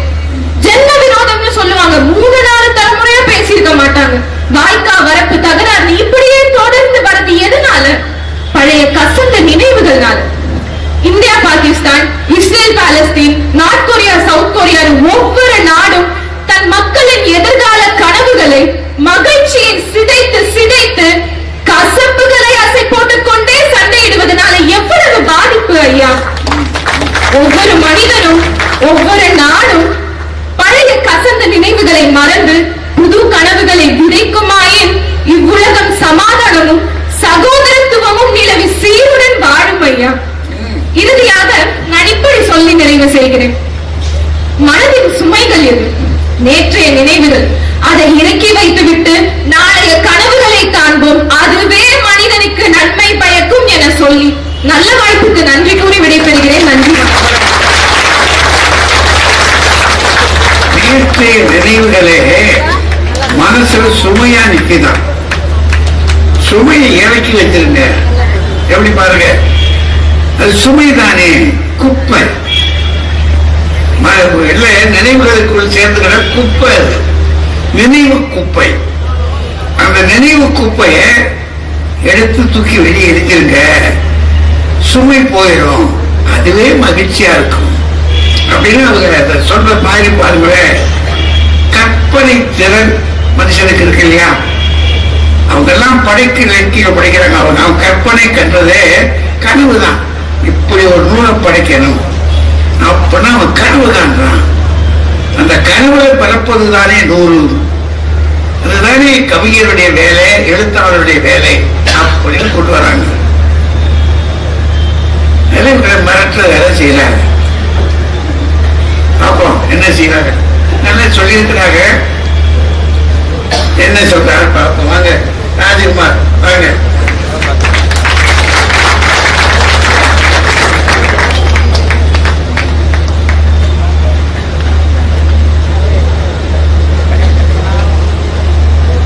பேரன்பும் பெருமையும் மிக்க பட்டிமன்ற நடுவர் பத்மஸ்ரீ தமிழறிஞர் ஐயா அவர்களே, பட்டிமன்ற அறிஞர் பெருமக்களே, நிகழ்ச்சியை மிகச்சிறப்பாக ஏற்பாடு செய்து மகிழ்ந்து கொண்டிருக்கின்ற மாவட்ட ஆட்சித்தலைவர் அவர்களே, நிர்வாகத்தை சார்ந்த அதிகாரிகளே, நான்மாட கூடலில் தமிழ் கேட்க வருகை தந்திருக்கின்ற என் தமிழ் சொந்தங்களே, உங்கள் அனைவருக்கும் அன்பின் வணக்கம். எல்லாரும் கை தட்டலாம். ஏதோ பழைய நினைவுகள் சந்தோஷமா இருக்குன்னு சொல்ற வந்திருக்கிற நம்ம எல்லாம் மல்லாக்கப்படுத்திட்டு விட்டத்தை பாக்குறோமா? அது ஒரு இளங்கன்று சொல்லிட்டு போயிருக்குது. இளங்கன்று அந்த வேற ஒண்ணு சொன்னாங்க பாருங்க. அவங்க எல்லாம் இளைஞர் படையம் அப்படின்னா நாங்க வயசானவங்களாம். எனக்கு அவங்களாவது கல்லூரி மாணவி. இன்னும் 2 பேர் இருக்காங்க பாருங்க, இளைஞர் அணி. அவங்க பக்கத்தில் இருக்கிற கவிதா ஜவஹர் மேடம் 10வது படிக்கிறாங்க, இளைஞர் படை. அடுத்தது இருக்கிற ரேவதி சுப்லட்சுமி மேடம் 5வது தான் படிக்கிறாங்க, இளைஞர் படை. என்னமா இது? ஏதோ நீங்க ஏதோ நாங்க வயசானவங்க மாதிரியும் நீங்க யூத் மாதிரியும் தான் பேசுறீங்க. நடுவர் அவர்களே, மகிழ்ச்சிங்கிறது பாவம் கல்லூரி காலேஜ்ல தூங்கிட்டு வந்திருக்காங்கன்னு நினைக்கிறேன். என்ன பேச்சு? மகிழ்ச்சிங்கிறது என்ன தெரியுமா? அதாவது மற்றவங்க முன்னாடி சிரிக்கிறது இல்லை, தனிமையில இருக்கும் போது அழாம இருந்தோம்னா அதுதாங்க மகிழ்ச்சி. வாழ்க்கையில எவ்வளவு கஷ்டத்துல இருக்கிறவனா இருந்தாலும் சரி, நாள் முழுக்க கஷ்டப்படுறவனா இருந்தாலும் சரி, ஏதோ ஒரு சந்தர்ப்பத்துல ஏதோ ஒரு சூழல்ல யாரோடையோ பழகின ஒரு இனிமையான நினைவு மனசுக்குள்ள இருக்கும் பாருங்க. அதை நினைச்சு நினைச்சு சந்தோஷப்படுவான் பாருங்க. அந்த சந்தோஷம் இருக்குல்ல, அவன் வாழ்க்கைய மலர செய்யும். அதனாலதான் அதுக்கு மலரும் நினைவுகள்னு பேரு. அந்த நினைவுகளே மலர வைக்கன்னா எதிர்காலத்துக்கு சேமிக்கிறாங்களாம். இன்சூரன்ஸ்ல நகை சேமிப்பு திட்டம் சேமிக்காதீங்க, கொண்டு போயிடலாம், மொத்தமா அள்ளிட்டு போயிடலாம். அதே அந்த அவங்க கொடுத்து எதிர்காலம் நல்லா இருக்கிறது கொடுக்கறதுக்கு பதிலா அந்த காசை வச்சு அந்த நேரம் சந்தோஷமா இருந்திருந்தா நம்ம சாப்பிட்ட திருப்தி இருக்கும். இது அவன் சாப்பிட்டுட்டு போயிடுறான். நடக்குது. நடுவர் அவர்களே, எங்கேயோ 1-2 பேர் அப்படி செய்யறான். அப்ப எதிர்கால கனவுகள்ல சிக்கல் இருக்குன்னு அவங்களே ஒத்துக்கிறாங்க. நீங்க அவங்களே சொன்னாங்க, எதிர்கால கனவுங்கிறது கற்பனை. ஒத்துக்கிட்டாங்கல்ல? நாங்க என்ன சொல்றோம்? நேற்றைய நினைவுகள் என்பது நிஜம். அந்த நிஜத்தை நாம நினைக்கிற போது எவ்வளவு சந்தோஷம் இருக்கு. புத்தகம்ங்கிறது எழுத்தாளருடைய கனவுன்னு நீங்க சொன்னீங்களே, புத்தகத்தை பார்க்கும் போதெல்லாம், சங்க இலக்கியத்தை பார்க்கும் போதெல்லாம் தமிழனுடைய பழமையும் பெருமையும் நமக்கு ஞாபகத்துக்கு வருதுங்க. பழமை புத்தகத்தை பார்க்கும் போது பாரதியினுடைய ஆன்மாவோடு நாம பேசுகிறோம், பாரதிதாசனோடு பேசுகிறோம், ஜெயகாந்தனோடு பேசுகிறோம். அப்படின்னா நேற்றைய அவனுடைய அந்த நினைவுகளின் தொகுப்பு தான் புத்தகம். அது கனவுங்கிறது இல்ல. நீங்க சமீபத்துல பொன்னியின் செல்வன் சினிமா வந்துச்சு, எல்லாரும் போய் பார்த்தல. அதை பார்க்கும்போது நீங்க கல்லூரி மாணவர்கள் எல்லாம் என்ன பண்ணாங்க தெரியுமா? படத்துக்கு போறதுக்கு முன்னாடியே அந்த புத்தகத்தை வாங்கி படிச்சாங்க. படிச்சுக்கிட்டு தியேட்டருக்கு போனாங்க. போயிட்டு வரும்போது ஐஸ்வர்யா ராயாவா பார்த்தோம், நந்தினியா பார்த்தோம், திரிஷாவா பார்க்கல, குந்தாயா பார்த்தோம். இப்படி பொன்னியின் செல்வனா ஜெயம், இப்படி ஒவ்வொருத்தரையும் அந்த கேரக்டரா பார்க்கும்போது என் தமிழன் அவ்வளவு பழமையும் பெருமையும் மிக்கவனா வாழ்ந்திருக்கான்னு நினைக்கும் போது சந்தோஷமா இருக்கேன். அதை சொல்லியாச்சுன்னா நீங்க இங்க வந்து மல்லாக்கப்படுத்திட்டு நாங்க விட்டத்தை பாக்குறோமா? என்ன பேசுங்க நடுவர் அவர்களே. இந்த கனவுகளை பத்தி நாம யோசிக்கும் போது என்ன ஆகும் தெரியுமா? எதிர்காலத்துல அப்படி பண்ணணும், இப்படி பண்ணணும். இப்ப இவங்க இருக்காங்க, சமிதா இருக்காங்க, ஏதாவது ஒரு பெரிய வேலைக்கு போகணும், அவங்க ஐஏஎஸ் ஆகணும். அவங்க கனவு தானே. அக்ரிகல்ச்சர் படிச்சாச்சுன்னா டைரக்டா ஐஏஎஸ் ஆயிடலாம். அப்ப பாருங்க, அந்த கனவுகளை துறக்கும் போது மனசுல ஒரு பதட்டம் இருக்கும். ஐயோ தோத்துடக்கூடாதுங்கிற ஒரு பயம் இருக்கும், ஒரு படபடப்பு இருக்கும். எக்ஸாமுக்கு தயாராகும் போது சந்தோஷமாவா இருப்பீங்க, படிக்காதவன் சந்தோஷமா இருப்பான். படிச்சவன் எப்படியா ஜெயிக்கணும்னு நினைக்கிறவன் ஒரு படபடப்பும் எதிர்பார்ப்பும் இருக்கு. அந்த சந்தோஷம் இருக்காது. ஜெயித்த பிறகு அதை நினைச்சு பாக்குற பாருங்க, அப்ப ஒரு சந்தோஷம் வரும். நீங்க மதுரையில இந்த நான்மாட கூடல்ல புத்தக கண்காட்சியில ஐயா பத்மஸ்ரீ தமிழறிஞர் தலைமையில சமீதா பேசியிருக்காங்க. எனக்கு 40 வயதில் கிடைத்த வாய்ப்பு என் சகோதரிக்கு 20 வயசுல கிடைச்சிருக்கு.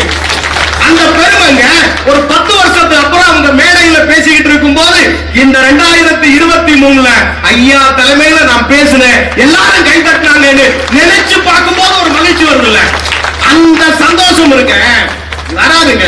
பாலிய காலத்துல ஒண்ணு தெரியுமா? நம்ம குழந்தையா நினைக்கும் போது யோசிப்போம், அப்பா மாதிரி வேட்டி கட்டணும், பெரிய ஆள் ஆகணும்னு நினைப்போம். பெரிய ஆளா வளர்ந்த பிறகு நினைப்போம், ஐயோ நம்ம குழந்தையாவே இருந்திருக்கலாமே. அந்த குழந்தை பருவத்துல நம்ம சந்தோஷம்ங்கிறது இருக்கு. நீங்க அம்மா மடியில படுத்துட்டு அப்படியே அம்மா ஊட்டி விடுற அந்த பழைய சோறையும் குழம்பையும் சேர்ந்த அதை தேவாமிர்தமா சாப்பிட்ட பாருங்க சந்தோஷம். அதுக்கு இணையா இப்ப இருக்குமா? நீங்க எவ்வளவுதான் கனவு கண்டாலும் இருக்காங்க. நான் எல்லாம் எங்க அம்மா மடியில படுத்துட்டு கேட்டேன், ஏமா நான் குழந்தையா நான் பிறந்து உன் மடியில தவழும் போது நீ என்னமா நினைச்சான்னு. கொழு கொழுன்னு இருந்தாடா. அப்படி ஊரார் கண்ணெல்லாம் உன் மேலதான் தினமும் சுத்தி போடுவேன். ஊர்ல உள்ள பொம்பளைகள் எல்லாம் உன்னை தூக்கிட்டு போயிடுவான். அவ்வளவு எல்லாரும் விரும்பி தூக்கிட்டு போற அளவுக்கு நீ ஆசையா அவ்வளவு அழகா இருந்தா அவரே நீ பத்திரமா இருந்துக்க, ஊரார் கண்பற்றோன்னு எங்க அம்மா சொன்னது இன்னும் என் மனசுல இருக்கு. நமக்கு ஒரு சந்தோஷம். இப்ப வயசாயிடுச்சு. வயசாகும் போது எங்க அம்மா இளமையில நான் அழகனா இருந்தேன்னு சொன்னதை மனசுக்குள்ள நினைக்கும் போது ஒரு மகிழ்ச்சி வருது பாருங்க. அந்த மகிழ்ச்சிக்கு இணையா வேற எதுவுமே இல்லைங்க.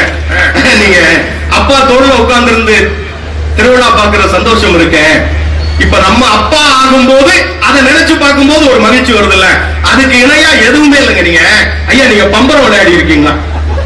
பம்பரம் குத்தி இருக்கீங்க. அதுதான் எப்படி இருக்க. நான் நிறைய குத்து வாங்கி இருக்கேன். நிஜமாவே நான் சொல்றேன், நான் குத்து வாங்கின பம்பரத்தை இன்னும் சேர்த்து வச்சிருக்கேன். என் பிள்ளைகிட்ட சொல்றேன், நான் விளையாடுறேன் பாருங்க, பம்பரத்தை அப்படி சுத்தி விட்டுட்டு கையில எடுப்போம் பாருங்க.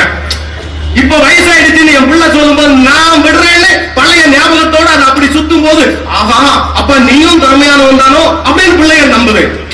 அந்த ஒரு சந்தோஷம். நீங்க கோழி குண்டல் அடி வாங்கியிருக்கீங்களா?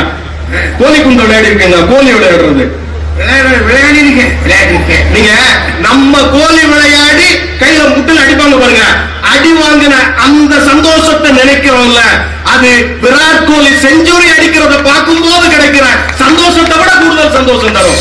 அந்த நீங்க மாணவ பருவத்தில் நம்ம எவ்வளவு இருக்கு, எவ்வளவு சந்தோஷம் இருக்கு. ஐயா சொன்னாங்க சினிமாக்கு போன கதையெல்லாம். எங்க கல்லூரி காலத்துல ஸ்பெஷல் கிளாஸ் கட் பண்ணிட்டு சினிமாவுக்கு யாராவது போயிருக்கீங்களா? நான் போயிருக்கேன்.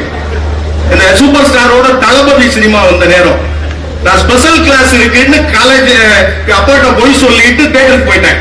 தியேட்டருக்கு போற சூப்பர் ஸ்டார் படம் வந்தா இப்பவே ஆடுறாங்க. அப்ப எப்படி ஆடுவோம்? அந்த ராக்கம்மா கையத்தட்டுன்னு ஒரு பாட்டு உண்டு, ஜாங்கி ஜக்கு ஜகக்கு ஜக்கான்னு இருக்குல்ல, நாங்க எங்க ஃப்ரெண்ட்ஸோட சேர்ந்து ஆடணும். ஏங்க அது ஜாங்கி ஜக்கு அது சந்தோஷம்னு அர்த்தம். ஜாங்கி ஜக்கு ஜகக்கு ஜக்கான்னா எல்லாரும் சேர்ந்து என்னோட ஆடுன்னு தலைவர் சொன்னார், நாங்க ஆடணும். அப்படி ஆடுனேன். முன்னாடி இருந்து ஒருத்தர் அங்க யாரா ஆடுறதுன்னு திரும்பி பார்த்தாரு. எங்க அப்பா தான் உட்கார்ந்துட்டேன். நான் என்ன நினைச்சேன், அவர் என்ன பார்க்கலன்னு நினைச்சேன். படப்படா சினிமா முடிஞ்ச உடனே நான் வேக வேகமா போறேன். பின்னாடி இருந்து ஓடி வந்து என் தோல்ல கை போட்டாரு. எங்க அப்பா தோல்ல கை போட்டாரு. தோல்ல கை போட்டுட்டு சொன்னாரு, இத உங்க அம்மாட்ட சொல்லிடாதேன்னு. அவரும் சொல்லாம தான் வந்திருக்காரு. இது இந்த நினைவு நடந்தது ரொம்ப வருஷத்துக்கு முன்னாடிங்க, 1991. இப்ப எங்க அப்பா கிட்டத்தட்ட 90கள்ல இருக்கிறார். நினைவுகள் கொஞ்சம் தப்பிடுச்சு. 2 நாளைக்கு முன்னாடி எங்க அப்பாட்ட பேசும்போது, அப்பா நம்ம தியேட்டர்ல தளபதி அந்த சினிமா பார்த்து நான் ஆடுறத நீங்க பார்த்து அம்மாட்ட சொல்லாதேன்னு சொன்னீங்களே, அத சொன்னீங்களான்னு. இதுவரைக்கும் சொல்லலன்னா அவர் நினைவுகள் தப்புகிற நேரத்திலும் அந்த நினைவு ஞாபகத்தில் இருக்கு பாருங்க. அந்த மகிழ்ச்சி அதை கொண்டு வர்றோங்கிறது. காலேஜ் படிக்கும் போது தேர்வு, ஐயா ஒரு விஷயத்தோட நிறைவு பண்றேன். எக்ஸாமினேஷன் எழுதும்போது நான் இங்கிலீஷ் லிட்டரேச்சர் படிச்சவன். ஷேக்ஸ்பியர் ஒரு பேப்பர், மில்டன் ஒரு பேப்பர். நான் ஷேக்ஸ்பியர் படிக்கிறதுக்கு பதிலா மில்டனை படிச்சுட்டு போயிட்டேன். கொஸ்டினை பார்த்தா ஐயோ படிக்கலையேன்னு தோணுச்சு. அப்போ வந்துச்சு பாருங்க ஒரு கற்பனை. தேங்கப்பா நான் தான் ஷேக்ஸ்பியர் எழுதுனேன்னு அம்புட்டு எழுதுன. அது வரைக்கும் அவ்வளவு பக்கம் நான் எழுதுனதே இல்லை. எழுதிட்டு படப்படான்னு இருந்தேன். ஏன்னா அதுல ஜெயிச்சாதான் டிகிரி கிடைக்கும், இல்லன்னா சிக்கல் வந்துடும். பயந்துகிட்டே இருந்தேன், ஐயோ நம்ம மாத்தி எழுதிட்டோமேன்னு. சத்தியமா சொல்றேன், அந்த செமஸ்டர்ல அந்த பேப்பருக்கு தான் அதிக மார்க். எப்படி ஒரு இருட்டுல திருப்பி இருப்பானா இருக்கும், என்ன நடந்துச்சுன்னே தெரியலங்க. இது இந்த மகிழ்ச்சிகளை நினைக்கும் போது, அதாவது ஒண்ணு தெரியுமா, சின்ன சின்ன சந்தோஷங்கள் நினைவுகள் கூட பெரிய பெரிய மகிழ்ச்சியை தரும். வாழ்நாள் எல்லாம் நம் பின்னால் தொடர்ந்து வரும். ஒரு செய்தியோட நிறைவு பண்றேன். மதுரையில நம்ம பேசுறோம்.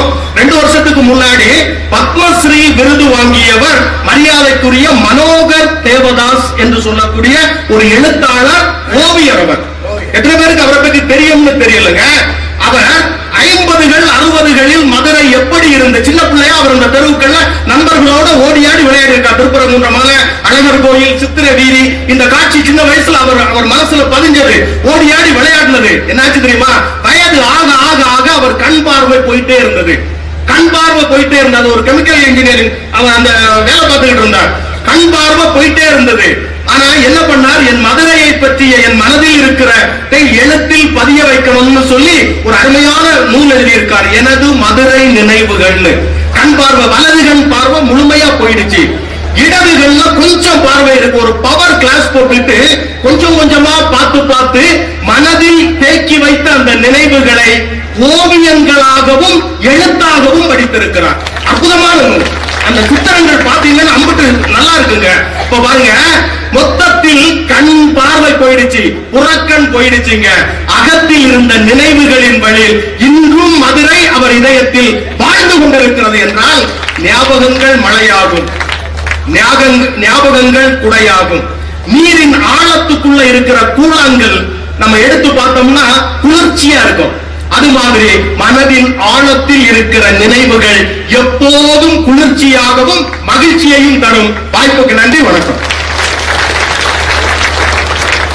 தேவதாஸ் இருக்காரு, அவர் இப்ப இல்ல. அமெரிக்கன் கல்லூரியிலே மாணாக்கர், மிகச்சிறந்த ஓவியர், மிகச்சிறந்த ஓவியர்.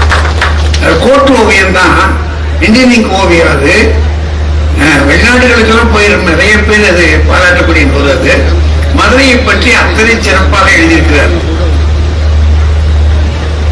அந்த நினைவுகளை இவர் ஞாபகம் வச்சுக்கிட்டார். அதோட கூட எல்லாம் இந்த சினிமா போன காட்சி தான் வச்சிருக்கு. அதாவது இவர் அன்பேரா போனாரு, அவர் தளபதிக்கு போயிருக்காரு. ஆனா அவர் கொஞ்சம் கூட சாந்தி சக்கில் இருந்திருக்காரு. எல்லாம் அதை நினைவு பாருங்க எப்படி வருதுன்னு சொல்லி. இதெல்லாம் நினைக்க நினைக்க, கடந்த காலத்தை நினைக்க நினைக்க நிகழ்கால துன்பத்துக்குள்ள ஒரு மன ஆறுதல். இப்ப இருக்கிறதெல்லாம் நமக்கு ஒரு வெறுப்பு வந்துருது, ஏதோ ஒரு தகராறு இல்லை. ஆனா கடந்த காலத்தை நினைக்கும் போது அது ஏதோ ஒரு ஓயாசிஸ் மாதிரி அங்க போய் உட்கார்ந்து, ஆகா நல்லா இருக்கையா, இது நேற்று இருந்த மாதிரி இல்லையே அப்படின்னு நினைக்கிற நினைப்புல இவர் என்ன போட்டார், அண்ணாவது என்ன போட்டார் வழி, அந்த வழியில அப்படியே அடிக்கிட்டே போகுது கதை. இப்ப இந்த கதை எப்படி போகுதுன்னு தெரியல. வாங்க கவிதா வாங்க.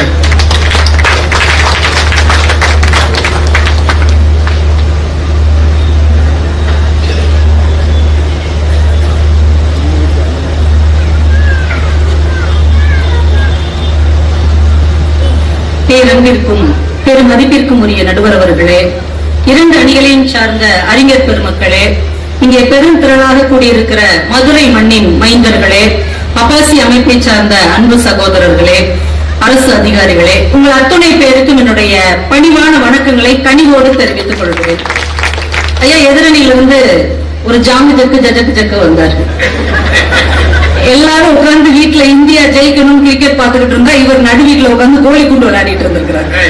உடஞ்சு போன பம்பரத்தை எல்லாம் சேர்த்து வச்சு, நான் ஒரு காலத்தில் பம்பரம் எவ்வளவு நன்றாக ஆடினேன் தெரியுமா அப்படின்னு ஆடி காமிச்சிட்டு இருக்கிறார். அவர் இன்னைக்கு ஒரு பள்ளிக்கூடத்துல ஆசிரியரா இருக்கிறார், அதுவும் ஆங்கில ஆசிரியர். நாளைக்கு அவர் பள்ளிக்கூடம் போவார். அந்த பிள்ளைகளுக்கு அதற்கு அடுத்த நாளைக்கு உரிய சிலபஸ தயார் பண்ணிட்டு போவாரா, இல்லை கடந்த கால நினைவுகள் தான் ரொம்ப அழகானது, அதனால் Johnny Johnny yes papa, eating sugar no papa, open your mouth ha ha ஹா அப்படின்னு 12க்கு சொல்லி கொடுத்துட்டு இருப்பாரா? கடந்த கால நினைவு அப்படிங்கிறது ஒரு செகண்ட் நின்னுட்டு வந்துடணுங்க. அதுலயே உட்கார்ந்துட்டோம் வைங்களேன், நம்ம அந்த சேற்றுக்குள்ளே மூழ்கி நம்மையே இழந்து விடுவோம். ஒன்னு ஞாபகம் வச்சுக்கோங்க நண்பர்களே, நேற்று நினைவில் இருக்கிற தண்ணீர் ஒருபோதும் உங்கள் தாகத்தை தணிக்காது, நாளை பெய்கிற மழைதான் உங்கள் தாகத்தை தீர்க்கும். சார், நீங்க ஊருக்குள்ள இருக்கிற 198 குடிகாரர்களிடம் போய் கேளுங்கள், ஏன் சார் குடிக்கிறீங்க அப்படின்னா அவங்க சொல்ற ஒரே கதை ஒன்னே ஒண்ணுதான், அவளை மறக்கத்தான், அவளை மறக்கத்தான். அன்பேவாக அன்பேவா அன்பேவான்னு கூப்பிட்டா மேடம், அம்போன்னு விட்டுட்டு போயிட்டா. எப்போ? 40 வருஷத்துக்கு முன்னாடி. அந்த அன்பேவா இன்னைக்கு கிளவியா இருக்கும். இன்னும் இவர் உட்கார்ந்து ஜானு நீ விட்டுட்டு போன இடத்துலயே நான் நிக்கிறேன் அப்படின்னா 96லயே நீங்க நின்ற வேண்டியதான். இன்னும் 2023க்கு என்னைக்கு வர போறீங்க? நேற்று என்கின்ற வட்டத்திற்குள் சிக்கிக் கொண்டீர்கள் என்றால் வெளிவரவே முடியாது. நாளை என்கின்ற திட்டத்திற்குள் நுழையும் போதுதான் வாழ்க்கை மகிழ்ச்சியாகவும் வெற்றிகரமானதாகவும் இருக்கும். பேசுறாரு. இதுல எங்க அணியில இருக்கிற எங்க சமிதாவை வேற அவங்களுக்கு சாட்சியா எடுத்துக்கிறார். சமிதா ஒரு பட்டிமன்றத்துல பேசினாங்க, அவங்க கல்லூரிக்கு போனப்ப நானும் போயிருந்தேன். சமிதாவோட சேர்ந்து 6 பேர் அந்த பட்டிமன்றத்துல பேசினாங்க இல்லையா? பேச்சாளர்கள் நாங்க 2 பேர், 8 பேர் பேசணும். அந்த 6 பேச்சாளர்களில் சமிதா மட்டும்தான் இன்னைக்கு தேர்வாகி இங்க வந்திருக்கிறார் என்றால், முந்தின நாள் சமிதா என்ன நினைச்சிருப்பாங்க?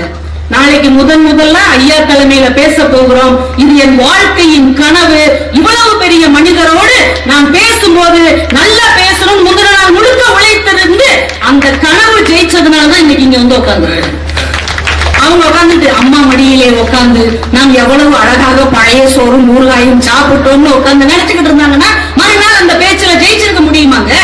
நாளை என்கின்ற சிந்தனை தாங்க வெற்றிக்கும் மகிழ்ச்சிக்கும் அடிப்படையாக இருக்கும் என்பதை தயவு செஞ்சு மறந்துடாதீங்க. இன்னும் தளபதியிலே நிக்கிறாரு சார். அதுக்கப்புறம் எத்தனை படம் தலைவர் நடிச்சிட்டாரு? ஜெயிலர் வரைக்கும் வந்து இப்ப அடுத்த படம் தூத்துக்குடியில வந்து ஷூட்டிங் போய்கிட்டு இருக்காரு. அவர் ரசிகர் உங்களுக்கு வந்து மேடையில வேட்டி போட்டுருக்காரு. ரஜினி ரசிகர் மன்றத்துல இருந்து ஒருத்தர் வந்து ஐயா அப்படின்னு வாழ்த்து சொல்லிட்டு போயிருக்கிறார். நாங்க அவரை பார்த்து அப்டேட் கேட்டுக்கிட்டு இருக்கிறோம். இவர் இன்னும் உட்கார்ந்து அந்த ஜாங்கு ஜக்கு இருக்கிறது. அவர் உட்கார்ந்து இந்தாங்க டிஷ்யூ பேப்பர் எடுங்க, மூஞ்ச தொடச்சிட்டு போங்க அப்படின்றவர். எவ்வளவு வேகமாக உலகம் ஓடிக்கொண்டிருக்கிறது. 70 வயசுலயும் அவருடைய அழகும் ஸ்டைலும் மாறாமல் இருக்கிறது என்றால் எதிர்காலத்தை நோக்கி அவர் ஓடிக்கிட்டே இருக்கிறார். உங்களை மாதிரி கெட்ட வயசார் இந்த காளி அப்படின்னு அங்கேயே உட்கார்ந்துட்டு இருந்தாருன்னா வாழ்க்கையில முன்னாடி போக முடியாது. இதுல நம்ம டாக்டர் சார் சொல்றாங்க, அன்பேவா எவ்வளவு நல்லா இருந்தது. பழைய படம் அவர் சொன்னது பூரா பாத்தீங்களா, 5 பைசா, 3 பைசா, 7 பைசா, 10 பைசா. அன்னைக்கு எங்களுக்கு அவ்வளவுமா கிடைச்சிச்சு. ஐயா, எங்களுக்கு 2000 ரூபாயே செல்லாம கிடக்கு. நீங்க நாங்க பார்க்கவே 1000 ரூபாய் செஞ்சிருந்தீங்களா? நம்மளை தூக்கி ஜெயில வச்சிருவோம். அடுத்து என்ன செல்லுமோ செல்லாமோ உட்கார்ந்து நாங்க கற்பனை பண்ணிக்கிட்டு இருக்கோம். நீங்க செல்லாம போன காலத்தையே இன்னும் சொல்லிக்கொண்டே இருந்தீர்கள்னா அது எப்படிங்க ஒரு சந்தோஷத்தை தரும்? ஐயா அவங்க மருத்துவத்துறையில இருக்கிறதா நீங்க சொன்னீங்க. அப்ப ஒவ்வொரு நாளும் ஒரு மருத்துவர் என்னங்க செய்வாரு? புது புது நோய்களா உருவாக்கிட்டு இருக்குது. இந்த நோயை தீர்ப்பதற்கு, இந்த நோயிலிருந்து நோயாளிகளை காப்பாற்றுவதற்கு என்ன பண்ணணும்னு புதிய புதிய பாடங்களை, புதிய புதிய சிகிச்சை முறைகளை அவர்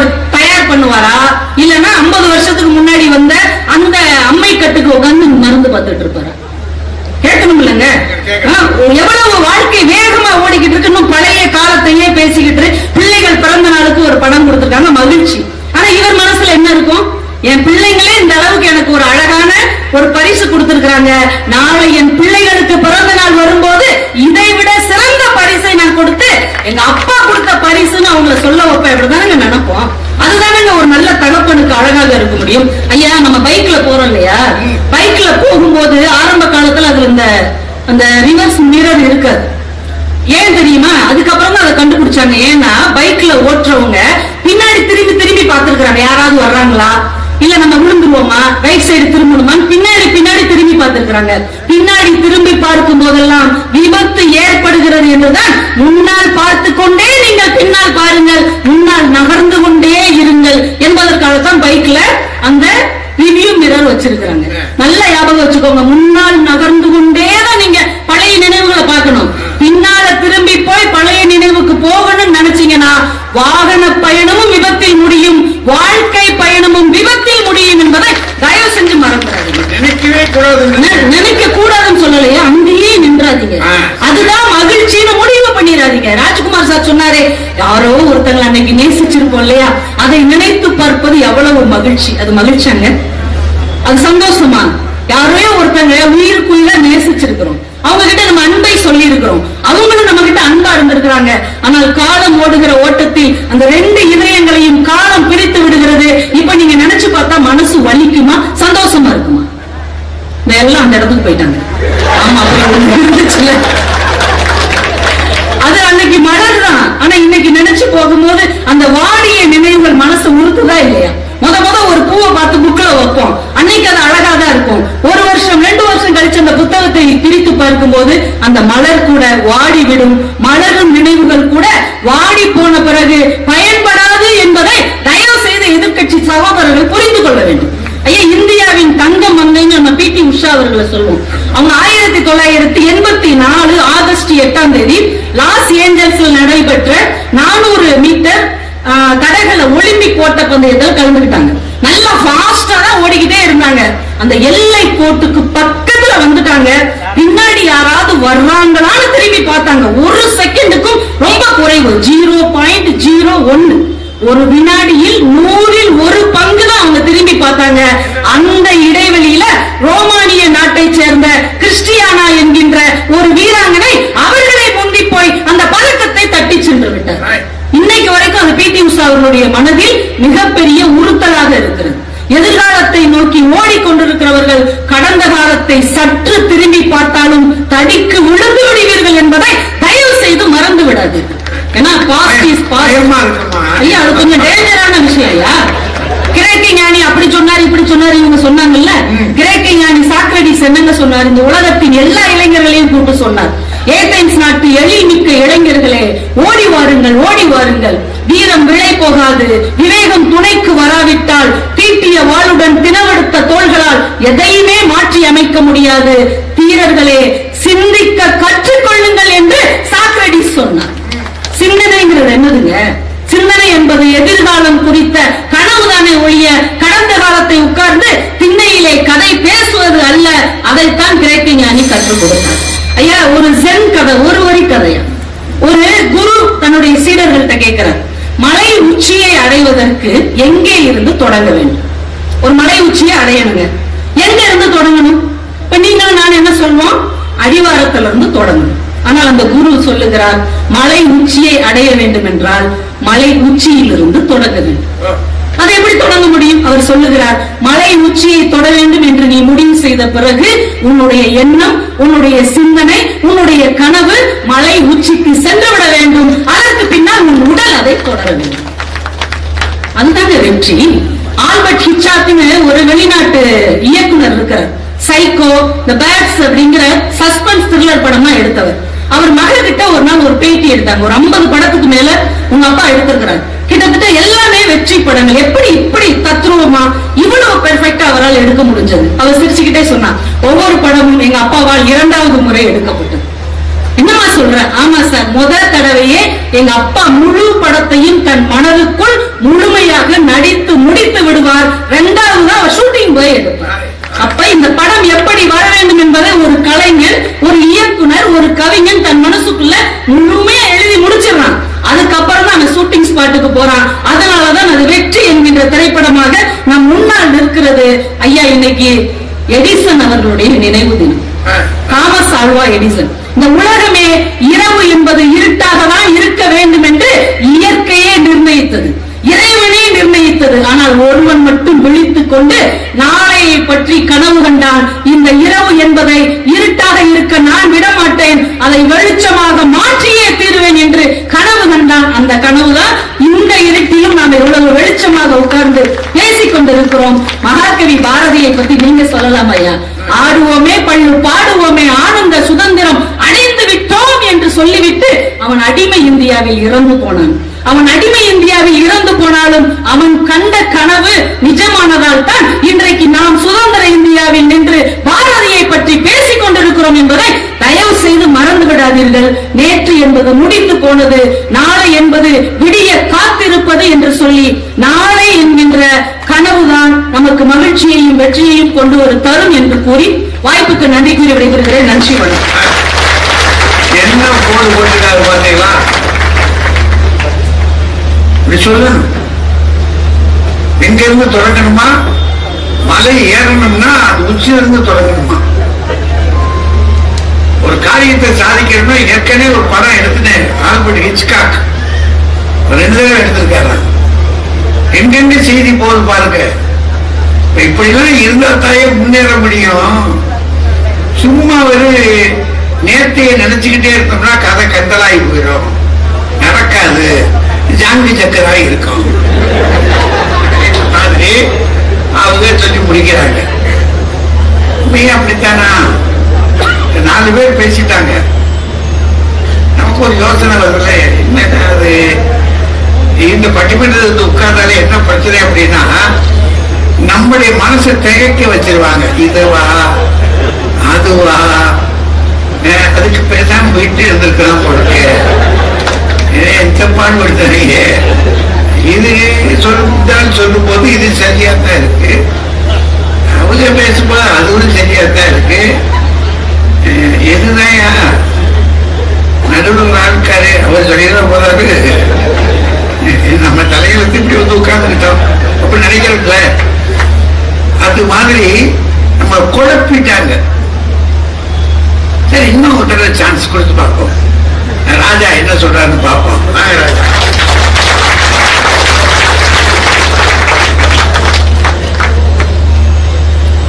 பட்டிமன்ற நடுவர் தமிழறிஞர் அவர்களே, 2 அணிகளையும் சார்ந்த அறிஞர் பெருமக்களே, மாவட்ட நிர்வாகத்தை சார்ந்த மரியாதைக்குரிய மாவட்ட ஆட்சியர் உள்ளிட்ட சான்றோர் பெருமக்களே, பப்பாசியை சார்ந்த முருகன் அவர்களே, பெருந்திரளாக இங்கே வருகை தந்திருக்கக்கூடிய பெருமைக்குரிய மதுரை மாநகர் பொதுமக்களே, பெரியவர்களே, தாய்மார்களே, ஊடகம் சார்ந்த அன்பர்களே, அத்தனை பேருக்கும் என் அன்பான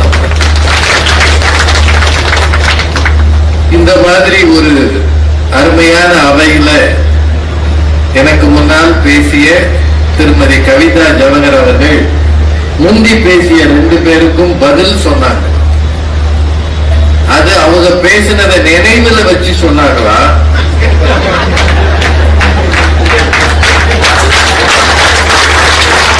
இல்ல அதையெல்லாம் மறந்துட்டு சொன்னாங்க? படிச்சதெல்லாம் நினைவு வச்சுக்கிட்டேன்னு சொன்னாங்க. என்ன ஒரு மேடை லாபகமா அவங்க பேசுறாங்க. இவர் கிரிக்கெட் நடக்கும் போது குண்டு விளையாடுறாரு. இவர் என்ன சொன்னாரு, என்னதான் கிரிக்கெட் பார்த்தாலும் சின்ன பிள்ளைகளை குண்டு விளையாடுறது ஞாபகம் இருக்கு, சந்தோஷம். கிரிக்கெட்டை பத்தி ஏன் சொல்றோம்னா, நாளைய கனவோடுதான் ஆஸ்திரேலியாக்கார போனான், ஆப்கானிஸ்தான் தோத்துட்டான். சவுத் ஆப்பிரிக்கா பயங்கரமான ஆளு நெதர்லாந்துக்கு தோத்துட்டான். அம்மா ஜென்கதை, நீங்க மலை உச்சிக்கு போக வேண்டும் என்றால் உச்சியில இருந்து ஆரம்பிக்க வேண்டும். விமானத்துல பறக்கணும்னா முதலே விமானத்துல பறந்துகிட்டே இருக்கணுமா? படியே எடுத்தானு போகணும். விமானத்துல என்ன பறக்க வேண்டும் என்றால் பறந்து கொண்டே இருக்க வேண்டும், படி ஏறி போகணும். எல்லாத்துக்கும் ஸ்டெப் இருக்கு. உலகத்துல ஐசிசி வேர்ல்டு கப்ல உலகமே பதறி கிடக்கு. நாளைக்கு இவன் தான் ஜெயிப்பான்னு உங்களால சொல்ல முடியுமா? நாளைக்கு மேட்ச்ல யார் ஜெயிப்பான்னு சொல்லுங்க பாப்போம். சொல்லுங்கம்மா, 3 பேர். இல்ல ஐசிசி வேர்ல்டு கப்ப இந்த வருஷம் யார் வாங்குறா சொல்லுங்க. நாங்க இனிமே உங்களோட சேர்த்து உங்க அணியிலே பேசிடுறோம். உடனே இந்த துணை முதல்வர் வேகமா எழுதுறாங்க. எங்க எல்லாருக்கும் இல்லாத நாளைய கனவு அந்த அம்மாவுக்கு இருக்கு. ஏன்னா நாளை கழிச்சு வேற இங்க பேச போறாங்க. வந்துருங்க, மறக்காம வந்துருங்க. நாளைய கனவோடு வாங்க. ஏன்னா எனக்கு அப்புறம் பேசுற ரேவதி அம்மா திரும்ப வர்றாங்க. திரும்ப நீங்க வாழ்க்கை என்பது அடுத்த நிலை, அடுத்த நொடியில் என்ன நடக்கும் என்று தெரியாத நிலையில் இருக்கிறது. ஹமாஸ் படைகள் இஸ்ரேல் பாலஸ்டைன் நடக்கிறதை டிவியில பாக்குறீங்க. குழந்தைகள் அத்தனை பேர் எதிர்காலம் பாதிக்கப்பட்டு குற்றுயிரும் துளையுயிருமாக இருக்கிறார்கள். என்ன கனவு அவன் மனசுல இருக்கும் சொல்லுங்கம்மா? ஜென் கதை. புதுசா ஒண்ணு கண்டுபிடிச்சிருக்காங்க. ஏதாவது ஒண்ணா பிடி உஷா ஓடும் போது திரும்பி பார்த்தாங்களாம். இந்த மாதிரி பக்கத்துல இருக்கு பார்த்தாங்க. எழுதுட்டு சரி, பின்னாடி திரும்பி பார்க்காம வாழ்க்கையை நடத்தவே முடியாது. போன வாரம் வீர முத்துவேல் சார நாங்க பார்த்தோம். சந்திரயான் 3 சந்திரன்ல போய் இறங்குறதுக்கு அவர் தான் காரணம். அவர் நேர்மையா அவர் சொன்னதை நான் உங்களுக்கு சொல்றேன். ஐயா, இது இவ்வளவு அழகா செஞ்சிட்டீங்கன்னா அவர் சொன்னாரு, சந்திரயான் 2 ஃபெயிலியர் ஆகும் போது அதுல என்னென்ன தப்பு பண்ணோம்னு கண்டுபிடிச்சோம். அதனாலதான் சந்திரயான் 3 சரியாக இருந்தது. சந்திரயான் 2 கீழே விழுந்துருச்சு, அப்படியே விட்டுல. அதனுடைய தவறுகளை கண்டுபிடித்து அதிலிருந்து பாடம் கற்கணும். நேற்றைய நினைவுகள் என்ன என்றால், பழைய தவறுகளில் இருந்து பாடம் கற்க சொல்லித் தருவதுதான் நேற்றைய நினைவு. நேற்றைய நினைவு இல்லைன்னா இந்த மண்ணிலே நன்றி உணர்ச்சியே இருக்காது. ஒருத்தருக்கு நன்றி இருக்காது. எங்க அப்பா சோறு போட்டதை மறந்துட்டேன்னா நன்றி எப்படி இருக்கும்? அப்பா விட்டுட்டு வந்துருவான். நாளை பெய்கிற மழையை விட நேற்று பெய்த மழை எப்படி முக்கியம்? நேற்று பெஞ்ச மழைதாமா குளத்துல இருக்கும். நாளைக்கு பெய்கிற மழை வரும்னு சொல்லுவோம், வராது.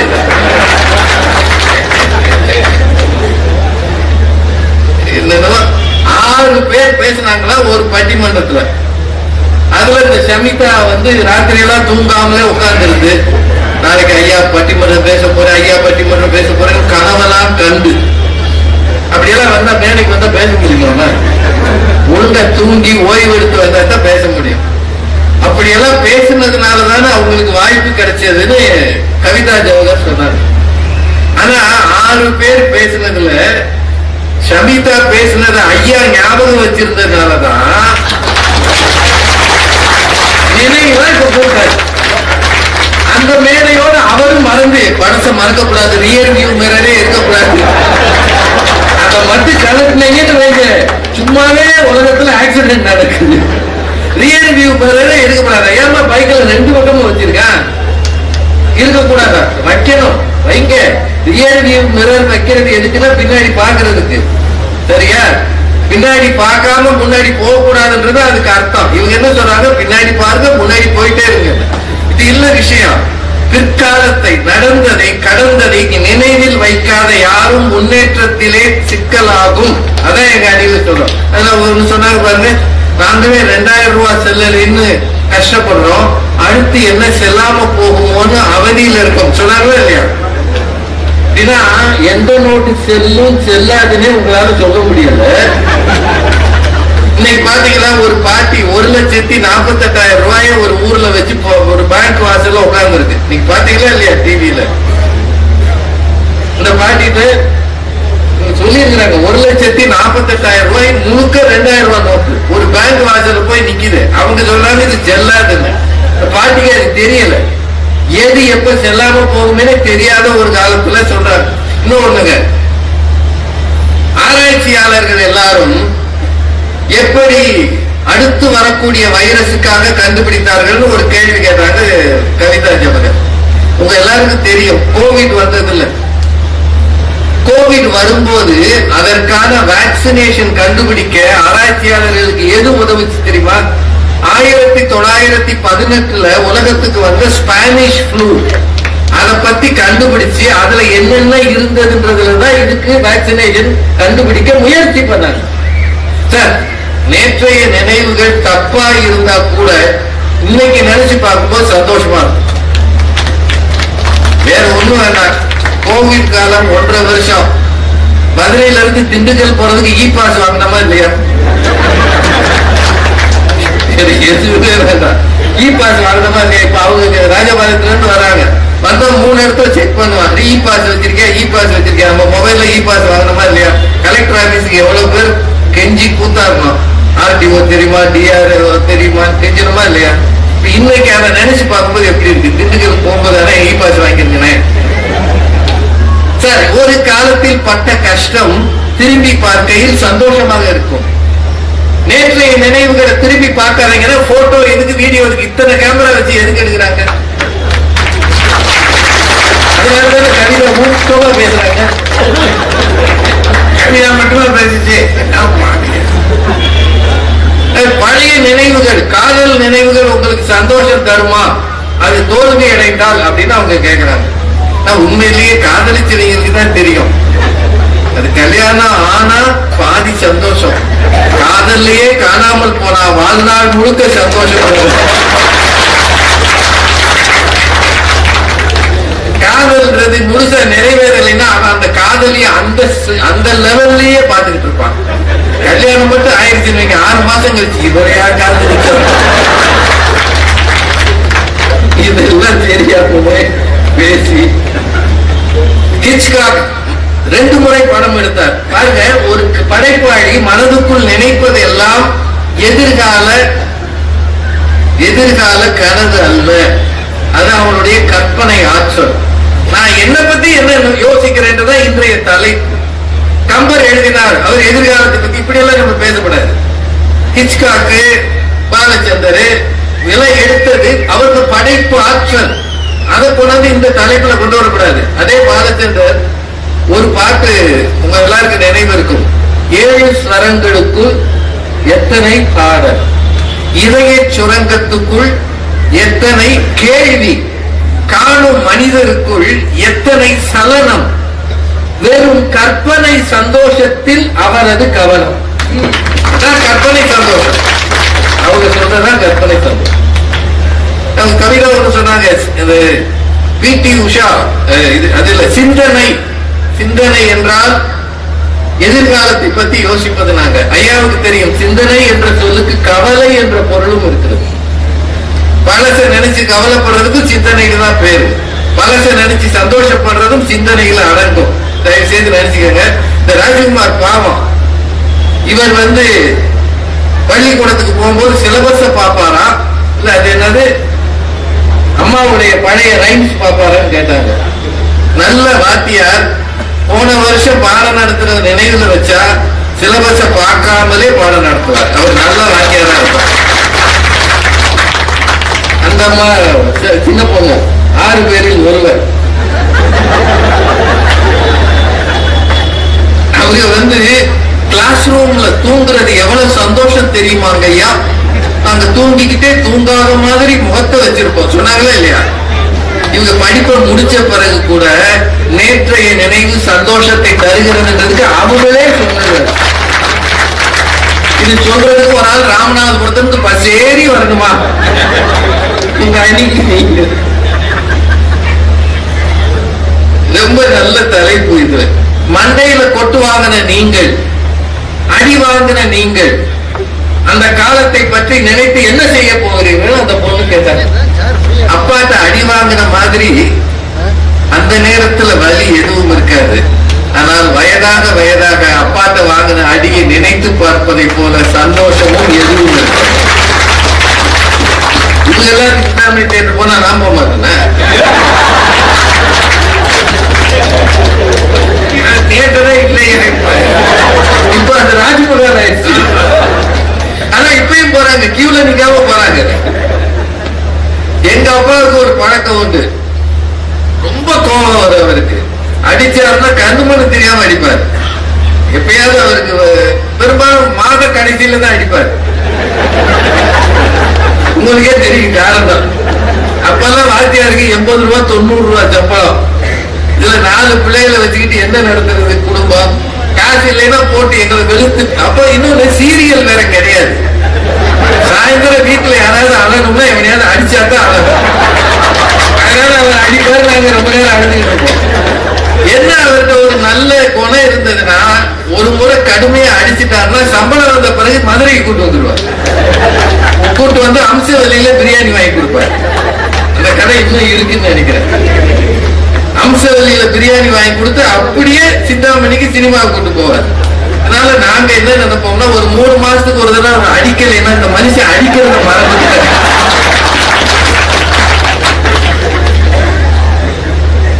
இது கனவு இல்லை, எங்க அப்பாவோட இயல்பு. அந்த இயல்பை நாங்க ஆசைப்பட்டது இல்லை. அடி வாங்கும் போது வலிக்கும். அதனால அதுல ஒரு சின்ன நல்ல விஷயம் இருக்குல்ல. நினைவுகள் யாருக்கு இருக்கிறதோ அவங்களுக்கு தான் கனவுகள் பிறக்கும். நினைவுகளே அடித்தளம். நினைவுகள் இல்லைன்னா கனவுகளே வராது. ஒரு பொண்ணை பாக்குற வழியில வீட்டுக்கு போன பிறகு இவளோட நான் எதிர்காலத்தில் வாழணும்னு நினைக்கணும்னாலே, கற்பனை பண்ணணும்னாலே, கனவு காணணும்னாலே அவளை பற்றிய உருவம் அவ மனசுல பதிஞ்சிருக்கணும். பாக்குறவள மறந்துட்டு போயிட்டானா கனவு எங்க இருக்கு? கனவுகளே வராது.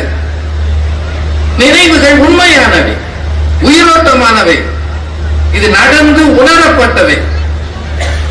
நினைவலைகள் தொடர்ந்து வந்தால் நேரமெல்லாம் கனவலைகள் தான். கனதாசன் நினைவலைகள் தொடரலைன்னா கனவலைகளே கிடையாதுமா. அந்த 3 தாய்மார்களும் நினைக்கணும். அதுக்கப்புறங்க எதிர்காலத்தை பத்தி என்ன பாராட்டி சொல்ல முடியும்? இப்ப கவிதா ஜவஹர்லாம் மிகச்சிறந்த பேச்சாளர், அடுத்து வர்ற ரேவதி நல்ல பேச்சாளர். ஆர்டிபிஷியல் இன்டெலிஜென்ஸ் தான் எதிர்காலம்னு சொல்றாங்க.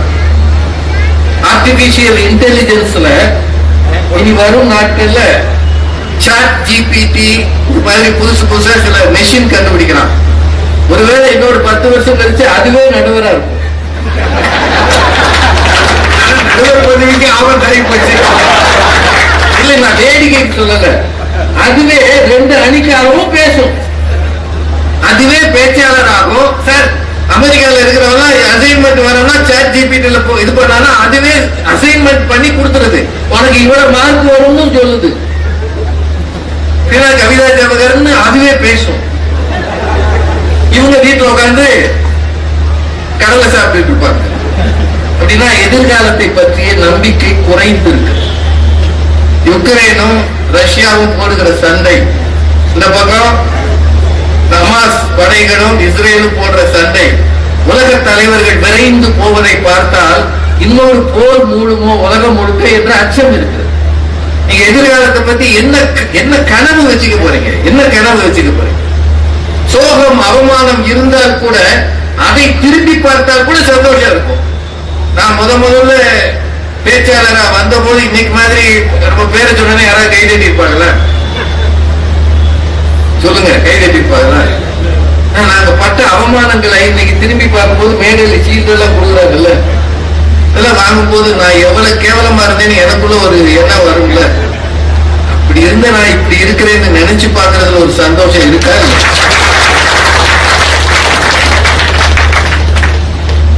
மனதில் இருப்பதையெல்லாம் மறந்து போகிறவர்கள் பாக்கியவான்கள் சமிதா பாட்டியர் சொன்னாங்க. ஒரு வீட்டு அட்ரஸ் மறந்து போச்சுன்னு வைங்க, முடிஞ்ச பிறகு கலெக்டர் ஆபீஸுக்கு தான் போகணும். நினைவுல நல்லது. அதனாலதான் நினைவு நல்லது வேண்டும்னா நல்ல விஷயங்களை நினைவுல வச்சுக்கங்க. சின்ன வயசுல இருந்து உங்களை வளர்த்தவர்களை நினைவுல வைங்க. உங்களுக்கு ஒரு நேரமாவது சோறு போட்டவங்களை நினைவுல வைங்க. நெருக்கடியில 1 ரூபாய் கடன் கொடுத்தவனை கூட நினைவுல வைங்க. சொல்லிக் கொடுத்த ஆசிரியர்களை நினைவுல வைங்க. நடந்து வந்த பாதையை மறந்து விடாதீர்கள். வரலாற்றை மறக்கிறவர்கள் வரலாற்று பிழைகளை தொடர்ந்து செய்வார்கள்.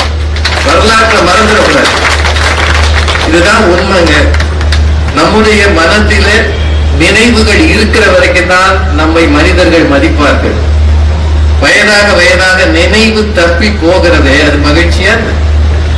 வயதானவர்களுக்கு என்ன கனவு இருக்க முடியும்? ஐயாவே அதை சொன்னார். வாழ்க்கையில் அந்த நேரத்தில் உட்கார்ந்து மனிதன் அசை போடுவது நினைவுகளை மட்டும்தான். உலகத்துல விலங்குகள் எல்லாம் உணவை அசை போடும், மனிதன் நினைவை அசை போடுவான். அதுதான் அவனுக்கு மகிழ்ச்சி. ரொம்ப தனிமையில் அவன் இருக்கும்போது அவனோடு துணை இருப்பது கடந்த கால நல்ல நினைவுகள் தான். அதில் பிழை இருந்தால் கூட அவன் அதற்காக தன்னை மனதை மாற்றிக்கொள்வான். அதுதான் அவனை பக்குவப்படுத்தும் என்று சொல்லி வாய்ப்புக்கு நன்றி கூறி நிறைவு செய்கிறேன். தெளிவு வந்துகிட்டு இருக்கு இல்லைங்க. அந்த இடத்துக்கு போய்கிட்டு இருக்கான். நெருங்கிறதுக்கு முன்னாடி ஒரு ஆபத்து ஒண்ணு இருக்கு. நான் வந்து அந்த ஆபத்து தேவதைமா வாங்க.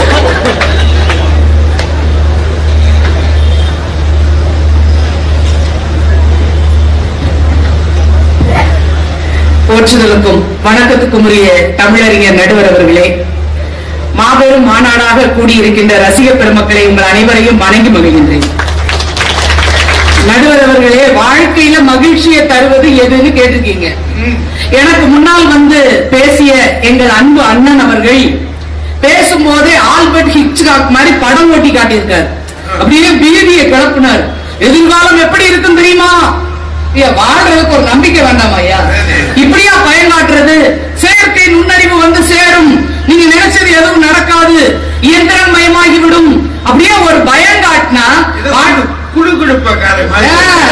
இப்படியா ஐயா நல்ல காலம் பிறக்குதுன்னு சொல்லுவீங்க?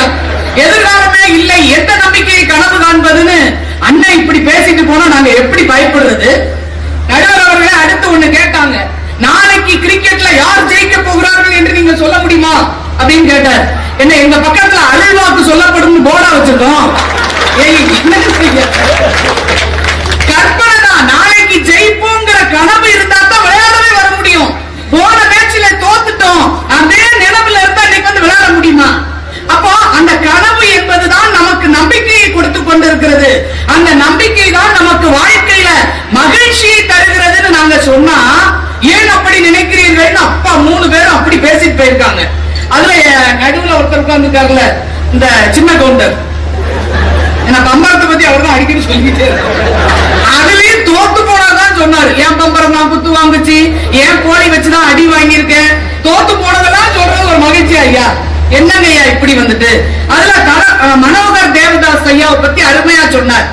அவர் ஏன் அவ்வளவு கஷ்டத்திலையும் அந்த பழைய மதுரையை பற்றிய படங்களையும் செய்தியையும் ஏன் எழுதி வச்சுட்டு போனாரு? எதிர்கால சந்ததி பழைய மதுரையை பற்றி அறிந்து கொள்ள வேண்டும் என்பதற்காகத்தான் அவ்வளவு கஷ்டத்திலையும் அதை ஆவணப்படுத்தி விட்டு சென்றிருக்கிறார் என்றால், எதிர்காலத்தை பற்றிய சிந்தனை என்பதை மறந்து போய்விடக் கூடாது. தளபதியை பத்தி சொன்னார், ரொம்ப அழகா. அவங்க எல்லாம் அப்படி போய் பார்த்தாங்களாம். ஆனா எங்க அணி கவிதா நல்லா சொன்னாங்க, சூப்பர் ஸ்டார் எப்படி எதிர்கால கனவை பத்தி ஓடிக்கிட்டு இருக்காரு. அவர் தானே சொன்னாரு, ஓ விசில கேட்ட உங்க அப்பா விசில கேட்டவன் உன் மகனும் பேரனும் ஆட்டம் போட வைப்பவன் என்று சொன்னாருன்னா அதுதான் எதிர்கால கனவு. எதிர்காலத்திலயும் நான் அதே மாதிரி இருப்பேன்னு சொன்னாதான் நாம நிகழ்காலத்துல சந்தோஷமா இருக்க முடியும். இல்ல அந்த நினைவோட இருப்பேன்னு சொன்னா எங்க ஓட முடியும்? இவருக்கு என்னவா, அம்மா மடியில படுத்துக்கிட்டு அவங்க பழையது சாப்பிட்டது சுகமா. ஐயா சுகர் 245 போகுது, இந்த நேரத்துல போய் நான் பழையது சாப்பிடுவேன், ஊறுகாய் சாப்பிடுவேங்கிற கதையெல்லாம் சொல்லக்கூடாது. நடுவர் அவர்களே, வயசுல வந்து எங்களுக்கு அந்த பக்கத்துல அவங்க 8 படிக்கிறாங்களா, நான் 5 படிக்கிறானா, நாங்க இளமை அப்படிங்கிறார். இளமை என்பது வயசை பொறுத்ததல்ல, மனசை பொறுத்தது. எதிர்காலத்துல எப்படியெல்லாம் இருக்க வேண்டும் என்று நாங்கள் கனவு கண்டு கொண்டிருக்கிறோம்னா அதுதான் எங்களை இளமையாக வைத்திருக்கிறது என்று நாங்க சொல்ல வரோம். இவர் சின்ன பிள்ளையில அப்படியே கொழு கொழுன்னு அமுல் பேபி மாதிரி அழகா இருப்பாராம். இது வந்து நேற்றைய நினைவு ஐயா. இதுக்கு பேர் கற்பெருமை. கற்பெருமையை பத்தி பேர் சொல்றது அம்மா சொன்னாங்க. அது அம்மா சொன்னது இவர் இங்க வந்து எடுத்து சொல்றாரு. அதெல்லாம் கற்பெருமை. அவங்க அவ்வளவு அழகா இருந்தாங்களாம். ரொம்பதான். நடுவர் அவர்களே, நேற்றைய நினைவு என்பதை விட நாளை விடியும் நம்முடைய நிலைமை மாறும் என்ற நம்பிக்கையும் கனவும் தான் நம்மை ஓட வைத்துக் கொண்டிருக்கிறது என்று சொன்னால் நேற்றைய நினைவிலேயே எப்படி நிற்க முடியும்? அழகா சொன்னார், பொன்னியின் செல்வன்ல போய் பார்த்தோம் எல்லாரையும் அப்படின்னு. அதுதாங்க நாளைய கனவுங்கிறது. நம்ம படம் அந்த கதையை படிச்சிருக்கோம், கல்கியினுடைய பொன்னியின் செல்வனை நம்ம படிச்சோம். ஆனா படிக்கும் போது நம்ம கற்பனையில் இருந்த குந்தவை எப்படி இருந்தாங்க, நம்ம கற்பனையில் இருந்த நந்தினி வேற மாதிரி இருந்தது. ஆனா மணிரத்னத்தின் கற்பனை எப்படி இருக்கிறது என்ற அந்த எதிர்கால எல்லாரும் அந்த படத்தை ஓடி ஓடி போய் பார்த்தோம் என்றால் அது எதிர்கால கனவை பற்றிய ஒரு ஆவணப்படம் இல்லையா? எதுக்கு அந்த பழசையே நீங்க நினைச்சுக்கிட்டு இருக்கீங்க? அதுல நடுவர் அவர்களே, நம்ம வாழ்க்கையில நடக்கிற எல்லாமே எதிர்கால கனவு பற்றியதான் இருக்கும். நம்முடைய அம்மா நம்ம பிறந்த சின்ன பிள்ளைய போட்டு தாளாட்டுறாங்க பாருங்க, அந்த தாளாட்டே என்ன நினைக்கிறீங்க? எதிர்கால கனவு தானே. என் பிள்ளை இந்த நாட்டை அரசாண வந்த மன்னவனோடு பாடுவாங்க, இங்க ஒண்ணும் இல்ல. ஆனாலும் அந்த தாய் நினைக்கிறா என் பிள்ளை எதிர்காலத்தில் பெரிய ஆளாக வர வேண்டும், ஆறாரோ ஆறாரோ ஆடி வருங்கிறா இல்லையா? இப்ப என் பிள்ளையா வந்து பிறந்திருக்கிறா, நாளைக்கு நீ யாராரோ ஆக போறியோ, டாக்டரோ இன்ஜினியரோ பேராசிரியரோ கலெக்டரோ என்று ஒரு தாயினுடைய எதிர்கால கனவு தானே தாராட்டாக வருகிறது. அதைத்தான் நாங்க மகிழ்ச்சியை தருகிறதுன்னு சொல்றோம். அது மட்டும் இல்ல, நம்ம பெரியவங்க ஆசீர்வாதம் இருக்குல்ல, ஒரு நல்ல நாள்ல போய் காலில் விழுந்து கும்பிடும் போது நீங்க எப்படி என்ன வாழ்த்துறீங்க? 16 செல்வங்களும் பெற்று பெருவாழ் வாழ்க, பேரோடும் புகழோடும் வாழ்க என்று நீங்கள் வாழ்த்துவதே எதிர்கால கனவு தானே. எதிர்காலத்தில் நீங்க அப்படியெல்லாம் வர வேண்டும் என்று நினைச்சுதானே வாழ்த்துறீங்க.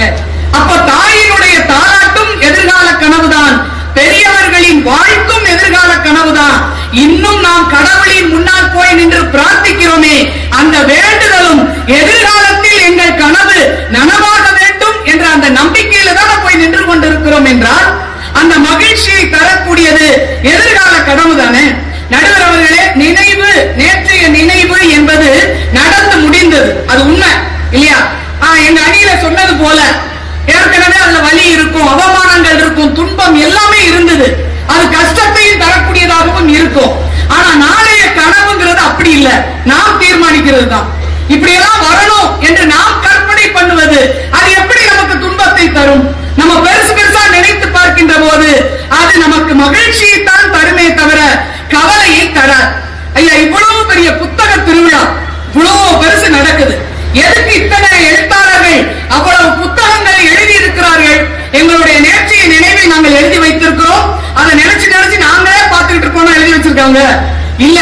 அது நாளைக்கு எத்தனை இந்த சமுதாயத்துக்கு போய் சேர போகிறது, எந்தெந்த விருதை கொண்டு வந்து சேர்க்கும் என்ற எதிர்கால கனவு தானே அந்த புத்தக திருவிழாவாக நமக்கு மலர்ந்திருக்கிறது என்று சொன்னால், வாழ்க்கையில் நமக்கு மகிழ்ச்சியை தருவது எதிர்கால கனவாகத்தான் இருக்க முடியும்.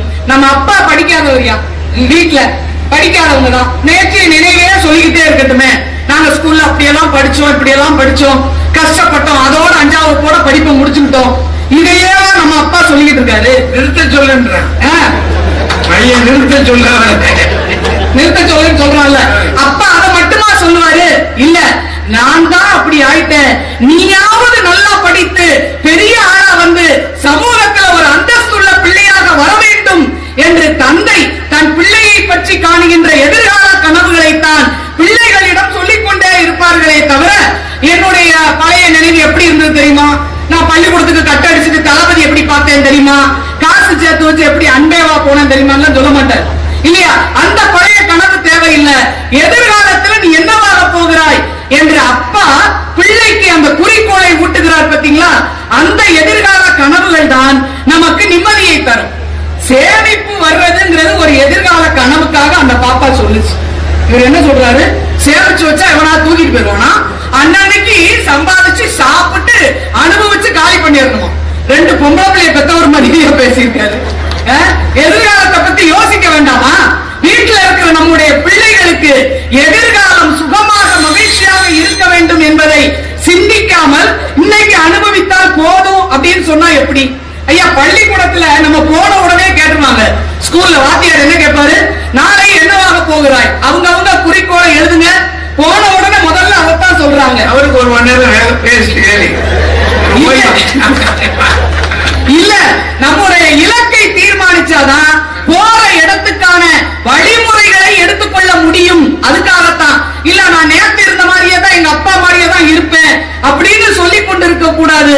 எதிர்கால கனவுகளை பற்றி கூற வேண்டும் என்பதற்கு தான் அப்படி ஆசிரியர்களே நம்மை வழிபடுத்திக் கொண்டிருக்கிறார்கள்.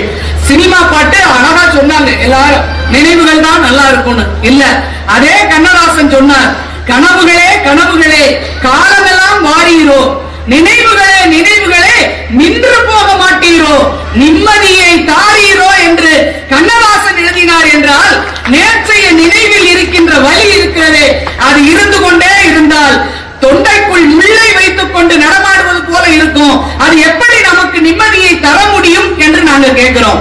நடுவர் அவர்களே, ஐயா சொன்னீங்க அழகா, எனக்கு என்ன கனவு இருக்க போகுது அப்படின்னு நீங்க ஒரு வார்த்தை சொன்னீங்க.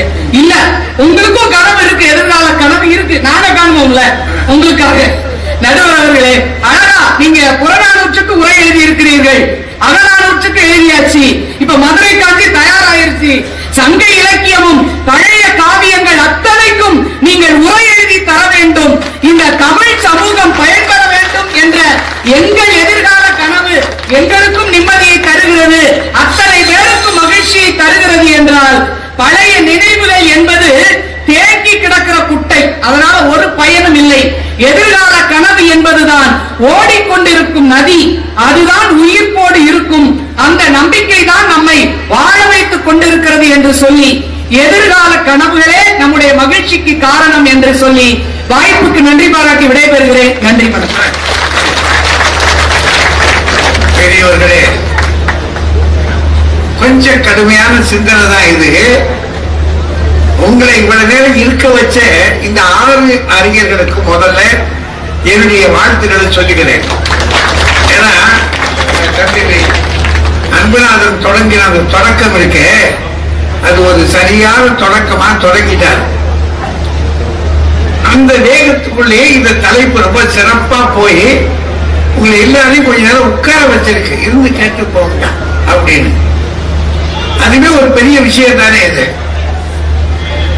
இப்ப நம்ம 2 கட்சி யோசிச்சு பார்க்கிற போது ஒருவேளை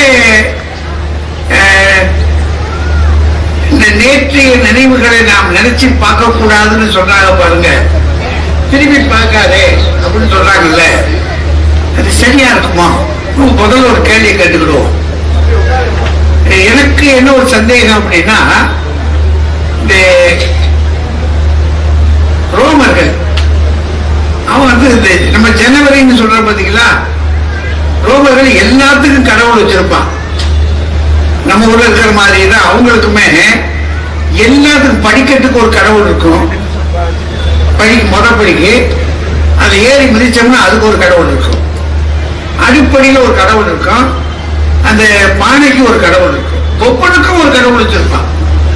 அவங்க அழிஞ்சதுல அது ஒரு காரணம். அவன் ஒரு காரியம் பண்றான். ஜேனஸ் அப்படின்ற ஒரு தெய்வம் இருக்கு அவங்களுக்கு. அந்த தெய்வத்துக்கு 2 முகம், இங்கிட்டு முகம் இருக்கு, இந்த பக்கமும் முகம் இருக்கு. அது எதுக்கு அப்படி வச்சிருக்கிறான் அப்படின்னா, முன்னே பார்ப்பதற்கு இந்த முகம், கடந்து வந்த காலத்தை பார்ப்பதற்கு இந்த பின்னாடி இருக்கிற முகம். அப்படின்னா 2 முகம், முன்னும் பார்க்கணும் பின்னும் பார்க்கணும்னு அவன் நினைச்சிருக்கான். நம்ம ஆட்கள் அதுலயும் கெட்டிக்காரங்க. என்ன நம்ம ஆளுங்க படைப்பு கடவுள் இருக்காரு பாத்தீங்களா, பிரம்மா, அவருக்கு எத்தனை முகங்க? அது நம்ம ஆட்கள் ரொம்ப தெளிவா சொல்லுவாங்க. பார்த்தமா பார்க்கலையோ, ஆனா அவனுக்கு முகம் ஏன் 4 முகம்? அதை விட இன்னும் இருக்கு. நம்ம முருகனுக்கு எத்தனை முகம்? 6 முகம், சைடெல்லாம் இருக்கும். இவருக்கு 4 முகம். ஏன்னா 4 திசைகளுக்கு முகமா, 4 திசையும் பார்க்க. அப்படி பார்க்கிற போது பார்த்தா கடந்த காலத்தை திரும்பி பார்ப்பது தவறு அல்ல. நம் முன்னோர்கள் என்ன சொல்லியிருக்கிறாங்க, பார்க்கணும், அதை விட்டுறக்கூடாது. நேற்றைய நினைவுகள் நமக்கு இருக்கணும், அதனால இருக்கக்கூடாது அப்படின்னு சொல்ல முடியாது. அப்போ நாளைய கனவுகள் கண்டிப்பாக இருக்கணும், இருக்கும்ல. ஒரு இளைஞனுக்கு நல்லா படிக்கிற பிள்ளைக்கு இது என்ன நினைக்கிறீங்க, IAS பாஸ் பண்ணணும் அப்படின்ட்டா அது ஒரு லட்சிய கனவு. அதை வச்சுக்கிட்டே போறாங்க, விரட்டிக்கிட்டே போறாங்க. அந்த கனவை சுமந்து கொண்டு போகிற மனசு இருக்கு பார்த்தீங்களா, அது இந்த கனவு நிறைவேறின பிற்பாடு மகிழுமா மகிழாதா? அது ஒரு சந்தோஷமா இருக்குமா இல்லையா? அதற்காக எங்கெங்க போய் புத்தகம் பார்த்தோம், எந்தெந்த நூலகங்களுக்கு போனோம், புத்தகம் வாங்க முடியாம கையில பட்ட கஷ்டங்கள் என்ன? அது ரொம்ப கஷ்டம் இல்ல. அதுக்கெல்லாம் புத்தகம் படிக்கணும்னா ஒரு பெரிய கஷ்டம். அது தவிர படிச்சவங்கிட்ட போய் யார்கிட்டையும் கேட்கலாம்னா ஐஏஎஸ் படிச்சவங்கிட்ட போய் கேட்க முடியாது, அவங்களுக்கு கிட்ட போக முடியாது, பெரிய இடத்துல இருக்காங்க. படிச்சுக்கிட்டு இருக்க ஆட்கிட்ட போய் கேட்டோம்னா அவங்களும் உண்மையை சொன்னா தான் உண்டு. அப்புறம் புத்தகங்கள் எங்கெங்க இருக்கு அப்படிலாம் இருக்குல்ல, இல்லை அவங்க படுற கஷ்டம் இருக்கு பாருங்க. வேற நாளைய கனவை சுமக்கிறவர்களுக்கான அது ரொம்ப பெரிய கஷ்டம். அதை பெரியவன் சொன்னா மெய்வருத்தம் பாரா, கண் துஞ்சா, பசி நோக்கா, எவர் தீமையும் மேற்கொண்டார், கர்மமே கண்ணாயினார். என்ன நினைக்கிறோமோ, எதை அடைய வேண்டும் என்று நினைக்கிறோமோ அதை முழுமுழுசா நினைக்கிறதுக்கா பாருங்க, அவன் பசியாவது ஒன்னாவது பசிக்கே இருக்காது, அதெல்லாம் மறந்துடுவான். சரி, யாராவது ஒருத்தர் ஏதாவது திட்டுறான், நானா வேலை இருக்கிறா, எனக்கு வேலை இருக்கிறா அப்படின்னு போயிடுவான். அப்படின்னா நாளைய கனவுக்கு இருக்கக்கூடியவர்களுக்கு இப்படி கஷ்டங்கள் இருக்கு. இந்த நேற்றைய நினைவுகள் நினைக்கிறதுக்காக பாருங்க கஷ்டம் கிடையாது. அது நல்ல ஒரு ஓரத்துல அதான் அசை போடுறதுன்னு இப்படி போய் உட்கார்ந்துட்டு இந்த மாடு அசை போடுவீங்களா, அது மாதிரி நினைவுகளை அசை போடுவது ஒரு சுகமான சுகம். உட்கார்ந்துட்டு சுகமான சுகம். வேற என்ன பார்ப்போம், யோசிச்சு பார்க்கலாம்ல. அந்த கல்யாணத்துக்கு நம்ம போயிட்டோம், வயசு ஒரு 20-24 வயசு ஆச்சு நமக்கு. கல்யாணத்துக்கு அழைச்சிருக்காங்க, சொந்தக்காரங்க வீட்டு கல்யாணம். இப்பெல்லாம் அப்படித்தானே பார்க்க வேண்டியிருக்கு. சொந்தக்காரங்க வீட்டு கல்யாணத்துக்கு போன இருப்பாரு, அந்த மணப்பெண்ணுடைய தோழிகள் நிறைய வந்திருக்காங்க. அப்படின்னா அந்த வயசுல நமக்கு எப்படி இருக்கும்? அந்த வயசுல 24 வயசு தான். அப்ப அந்த வயசுல இங்க உள்ளுக்குள்ள இருந்து அங்க உள்ளுக்குள்ள ஒண்ணு ஒரு தூண்டல் உள்ள இருந்துட்டு இங்க பாக்குறாங்க அங்க பாக்குறாங்க. நம்ம பாக்குற மாதிரியும் பாக்குறோம், பார்க்காத மாதிரி அப்படிதான் இருக்க முடியும். நேரம் அப்படியே பாக்குறோம்னு வச்சுக்கோங்க, பக்கம் இருக்கிறது என்னது அண்ணன் அப்படின்றாங்கல்ல. அதனால இங்க ஒரு பார்வை, அப்படி ஒரு திருப்பம், அப்படி ஒரு பார்வை, அப்படி ஒரு திருப்பம் பார்த்துக்கிட்டே இருக்கோம். அதுல ஒரு பொண்ணு நமக்கு பிடிச்ச பொண்ணா போச்சு. அந்த பொண்ணை பார்க்கறதுக்கு முதல்ல அதற்கு முகவரியை வாங்கறதுக்காக, தெரிஞ்சுக்கிறதுக்காக நம்ம படுற பாடு யோசிச்சு பாருங்க. கிடைச்சிருச்சு, அந்த பொண்ணு என்ன செய்யுது அதை தெரிஞ்சுக்கிறதுக்கு. அப்புறம் அது எப்படிப்பட்ட பொண்ணு விசாரிக்கிறதுக்கு. இவனுக்கு இது தேவையில்லைதான், ஆனா கொக்கி அங்க விழுந்துருச்சு, மனம் அங்க போய் விழுந்துடுச்சு. விழுந்த உட்பாடு பின்னாடியே ஓடுறான், பின்னாடியே பார்க்கறான். திருமணம் ஆயிடுச்சு. யாருக்கு? இவனுக்கு அந்த பொண்ணை கேட்டு திருமணம் ஆயிடுச்சு. திருமணம் ஆன உட்பாடு, நம்ம கல்யாணம் ஆன உட்பாடு தானே என்னை அவள் தெரிஞ்சுக்கிறேன், அவளை நான் தெரிஞ்சுக்கிறேன். அப்பதான் நமக்கு தப்பு பண்ணிட்டோமோ, தப்பு பண்ணிட்டோமோ. ஒரு நேரம் நம்ம நினைவு சத்தானா அதான் மாதிரி நமக்கு கிடைக்குமா அப்படின்னு நினைக்கிறோம். எப்படி எப்படியோ நினைச்சிட்டு ஒரு நாள் நாம நோயில விழுந்த உட்பாடு அவன் நமக்கு உதவுறா பாருங்க. அந்த உறக்கமில்லாம உதவுற நினைவை பார்த்துட்டு படுக்கையில நான் படுத்து கிடக்கணும். ஆனா அவன் இரவுல தூங்காம நமக்காக அங்க போக இங்க போக வர அப்படி இருக்கிறதெல்லாம் பார்க்க பார்க்க பார்க்க நம்ம மனசுக்குள்ள எங்க மனம் பறந்து எங்க போகுது? அந்த கல்யாண மண்டபத்துக்கு போகுது. அவளை முதல்ல பார்த்த பார்வை இருக்கு பாருங்க, அங்க இருந்து அதை அப்படியே சிறகடிச்சு பறக்குது பாருங்க. ஒவ்வொரு தளமா போய் உட்கார்ந்து மனசுக்குள்ள இந்த கீழி குடிக்கிறவங்க பாருங்க, அவன் வச்சு அப்படியே மேல பார்ப்பான். நீங்க அதை பார்த்துருக்கீங்களா? அவர் அதை எடுக்கிற ஜோரும் எடுத்து கிள்ளி அப்புறம் ஊதிட்டு அப்புறம் வச்சு பத்த வச்சு அந்த பத்த வச்சுட்டு இப்படியே பிடிச்சு புகை இங்க போகுது. ஆனா இவன் நினைவெல்லாம் அங்க எங்க ஆன வெளியில இருக்கு. என்ன நினைக்கிறான்னு சொல்ல முடியாது. எதை நினைத்து அவன் இப்படி சிந்திக்கிறான்? ஏதோ ஒரு மனசுக்குள்ள ஒரு ஓட்டம் ஓடுது. அது மாதிரி நம்ம நினைவுகள் எங்க கிடக்கிறது படுக்கையில, உடம்பு தளர்ந்து போயிருக்கு. ஆனா உள்ளத்துக்குள்ள அவளை பற்றிய நினைவு, அந்த நினைவுகள் எல்லாம் இதயத்தினுடைய ஒவ்வொரு இடக்கு இந்தி இடுக்கெல்லாம் போய் ஏதோ ஒரு தேனை புழிஞ்சு அப்படியே மனசுக்குள்ள ஊத்துற மாதிரி கொஞ்ச நேரம் ஒரு இனிமை தெரியலைங்களா? அனுபவிக்கலையா? நீங்க வேற வேற மாதிரி அனுபவிச்சிருப்பீங்க இல்லைங்களா? வேற மாதிரி. சரி, கல்யாணத்தன்னைக்கு என்னன்னு பார்த்துக்குவோம். இப்ப நம்ம வேங்கிற மாதிரி பார்ப்போம். கல்யாணத்தன்னைக்கு அந்த பொண்ணு இப்பதான் நம்ம பிள்ளைகள் முன்னாடியே பார்த்துடுறாங்க. இப்ப நாங்களாம் கல்யாணத்தன்னைக்கு அந்த அம்மா முகத்தை நல்லா பார்க்கணும். அதுக்கு நேர மேடையில் உட்கார்ந்து பார்க்க முடியுமா? ஏன்னா அந்த முன்னாடி உட்கார்ந்துருக்காங்க படிக்கிற பையன், கூட இருக்கிற பையங்க, அவன் பூரா பார்க்கறான் என்ன செய்யறாரு. ஏன்னா அவன் கேள்வி பண்ணணும் நம்மள, ஏய் அப்படின்னு அங்க இருக்கு. இதுக்கெல்லாம் வச்சு அவளை பார்க்கறதோ, அதுக்கு மேலே அவ தொடர்ந்து நினைக்கிற பாருங்க. எத்தனையா போராட்டம் மனசுக்குள்ள. இந்த ஒவ்வொரு செயல் இருக்கு பாருங்க.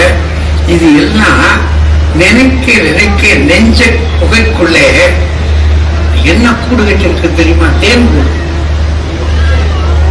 தேன்கூடு எல்லாருக்கும் இருக்கும்.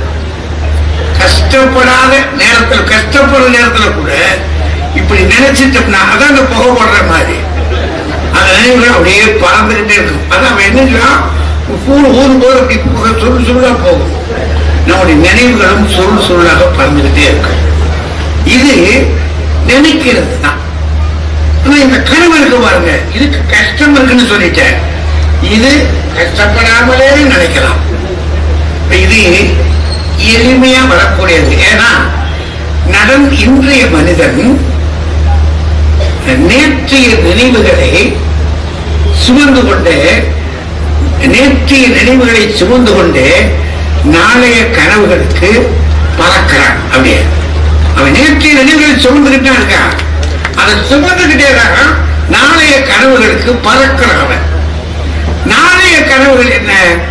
அவன் எதையாவது ஒண்ணு அடைய வேண்டும் என்று ஒரு திட்டமிட்ட ஒரு எல்லை, அந்த எல்லையை அடைகிறது வரைக்கும் நான் முதலே சொல்லியா கஷ்டப்படணும். அவன் அது துன்பம், சோர்வு எல்லாம் தாங்கிதான் வருவது. இங்க பிரச்சனையே இல்லை, எல்லாம் மெல்ல வந்துடும். சரி, என்ன கனவையா இருக்கு நமக்கு? ஏதாவது இலக்கியத்தில் ஏதாவது கனவு இருக்கா?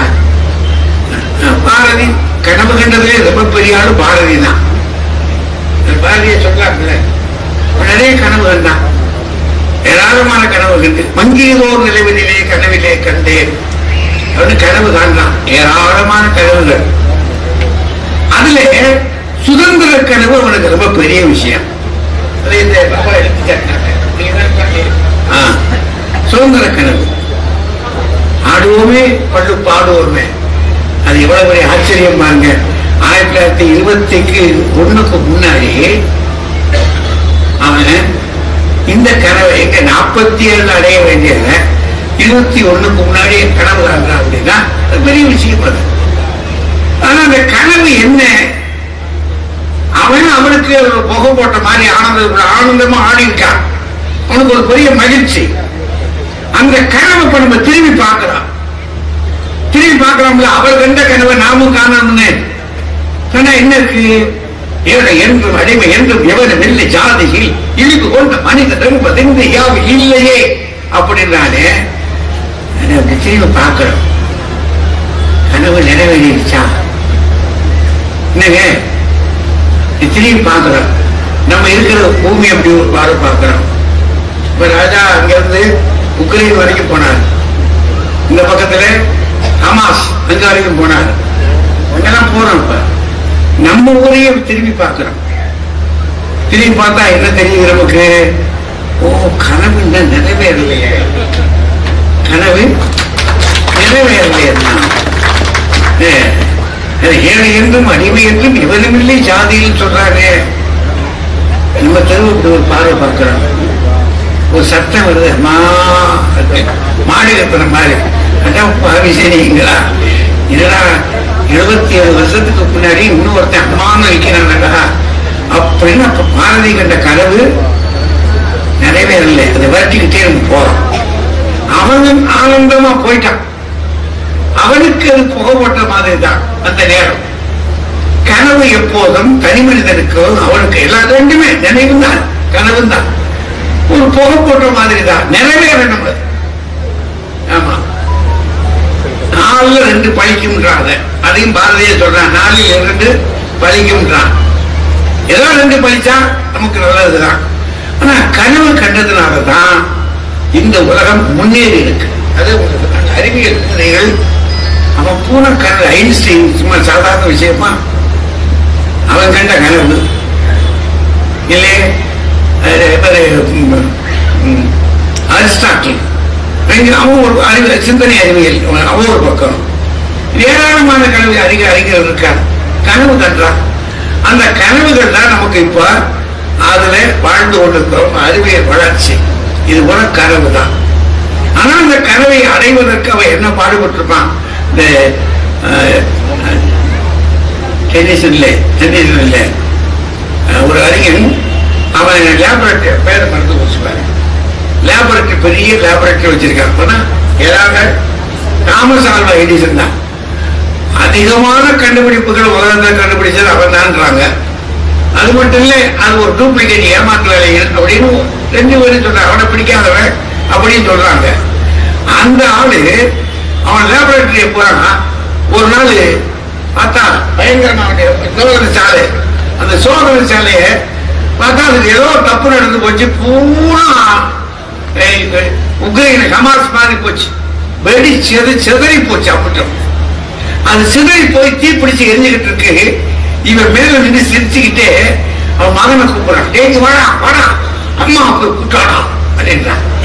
அவன் என்னடா இருக்கு எப்படி சொல்றாருமா அவனுக்கு சின்ன பண்ண. டேய் இது அம்மாவும் பார்க்கட்டும்டா. அவன் என்ன நினைச்சிட்டான்னா இந்த காட்சி திரும்ப கிடைக்காது, இது அழிவு. ஆனா அவன் என்ன சொல்றான்?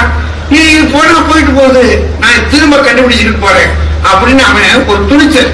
அவருடைய கனவு எவ்வளவு தைரியமா நிக்கிறது பாருங்க. போனா போயிட்டு போதியா, நான் இதை திரும்ப கண்டுபிடிச்சிடுறேன் அப்படின்னு அவன் ஒரு கனவு காட்டுறான். அப்படி ஒரு துணிச்சல் மிக்க கனவுகள் தான். அந்த கனவுகள்லையும் அவனுக்கு இனிமை இருக்குமா இல்லையா? அவன் எவ்வளவு சந்தோஷம், அம்மாவை கூட்டிட்டு வர பாக்கட்டும் அவளும் பார்த்துக்கிட்டு சொல்றான்னா ஆனந்தப்படுறான். அதுல தீப்பிடிச்சு இருந்த பார்த்து சந்தோஷம். ஏன் தடுக்க முடியுமா? தடுக்க முடியாது. அப்புறம் அழுது என்ன செய்ய? அவன் புத்திசாலி, அறிவாளி. அழுது என்ன செய்யுதுக்கு விடியா அப்படின்னு அவன் பார்த்து இந்த எரியிற காட்சியை பார்த்து ஆனந்தப்படுறான்னா நமக்கு என்ன தெரியுது? இப்படி கும்பிட்ட பயிர் பண்ணிடுறது எம்பிட்டு எரிஞ்சுக்கிட்டு இந்த பாட்டு வச்சிருக்காங்க. ஆனா அவன் அவங்களுடைய உலகம் தனி உலகம். அதுல அவன் இந்த பட்டி எடுத்து விட்டு விடுதலையாகி இருப்பாய் சிட்டுக்குருதியை போலேன்னு பாரதி கனவு இல்லையா? அந்த மாதிரி தான். அந்த மாதிரி கனவுகள்ல ரொம்ப மகிழ்ச்சியான அழற்சி அங்கே இருக்கத்தான் இருக்கு. ஆனா நேற்றைய நினைவுகள் அதுக்கு ஏதாவது பாட்டு இருக்காயா, காட்சி இருக்காயா? யோசிக்கிறாங்களே. காலத்துல 2000 வருஷத்துக்கு முன்னாடி ஒரு புலவர், அவன் நம்ம தமிழ்நாட்டுல தான். அவன் கொஞ்சம் வசதியான ஆள். அவன் வயசாகி போச்சு, ரொம்ப வயசாகி போச்சு. அவன் கையில இருக்கக்கூடிய இந்த வாக்கிங் ஸ்டிக் இருக்கு பாருங்க, நடைக்கு பிடிச்சிட்டு போற தண்டு, அந்த வாக்கிங் ஸ்டிக் இருக்கு அவன் கையில. அதுல வசதிக்காரனா இருக்கிறதுனால அந்த ஸ்டிக்கு மேல ஒரு பூ பிடிச்சிருக்காங்க. அந்த பூல இருக்க தங்கத்துல பிடிச்சிருக்கான். அதை எப்படி சொன்னா, அதை வச்சுக்கிட்டே அவனுக்கு பேர் சொல்றாங்க தொடித்தலை விழுத்தண்டினார் பேர். தொடித்தலைனா தொடி மேல இருக்கக்கூடிய இருக்கு தண்ணி தலை இருக்கு பார்த்தீங்களா, அது தங்கத்தால் ஆன தலையாது. அதோட விழுத்தண்டுனா ரொம்ப சிறப்பானது. ஏன்னா நம்மளுக்கு காசாக இருக்கும். அதுக்கு கீழே பூன் பிடிக்கணும், மேலையும் பிடிக்கணும் கீழையும் பிடிக்கணும். தங்கத்தில் பிடிச்சிருக்கான் பணக்காரன். அவன் ஒரு நினைவு நினைக்கிறான். என்ன வயசு, ஏன் இந்த தட்டை பிடிச்சிருக்கான்னு சொன்னா வயசாகி போச்சு. ரொம்ப வயதான பிற்பாடு அநேகமா உங்களுக்கு சொல்ற வயது ஆக ஆக ஆக ஆக நம்ம வீட்டு ஆட்களே விலகிடுவாங்க. வீட்டு ஆளுகளே அது விளக்கு. அதனால என்ன ஆக போகுது, மரபும் இல்லை. அதனால செலவுதான் மிச்சம். அதனால இப்பயே சொல்லி வைக்கிறேன், நான் அடைந்த 60 சொல்லணும்ல, கொஞ்சம் கொஞ்சம் அப்படியே விலகிக்கணும் ஆளு. ரைட்டு. அது அதே மாதிரி எல்லாம் போயிட்டாங்க. அவருக்கு மாலை பொழுதுல கொஞ்சம் வாக்கிங் போகலாம் அப்படின்னு அந்த தண்டை ஊண்டிக்கிட்டு அப்படியே வர்றாங்க. அது ஒரு சின்ன மேட்டு இருந்தாங்க. அந்த மேட்டு இடத்துல ஏறி அந்த மேட்டுல போயிட்டா அங்க ஒரு பெரிய ஆலமரம் இருக்கு. அது ஆலமரம் விளிம்பு பொழுதுகளெல்லாம் விட்டு பெருசு பெருசா இருக்கு. அதுக்கு பக்கத்துல பெரிய குளம். இந்த குளத்துல இந்த ஆலமரத்துடைய கரைகள் எல்லாம் போய் அப்படி மேல படந்து நிக்கிறது. இவன் போய் அங்க ஏதோ ஒரு கல் இருந்துச்சோ இந்த கல்லையே நின்னானா உட்கார்ந்து இருந்தானா அது பாட்டுல இல்லை. அங்க போயிருக்கான். போயிட்டு அப்படின்னு பாக்குறான். பார்த்தா அந்த மரத்தை பாக்குறான், குளக்கரையை திரும்ப பாக்குறான். தண்ணி அலை மோதி முட்டி அந்த கரையில வந்து மோதி மோதி மோதி திரும்பி போகுது. இவருடைய நினைவுகளும் முட்டி திரும்பி போகுது.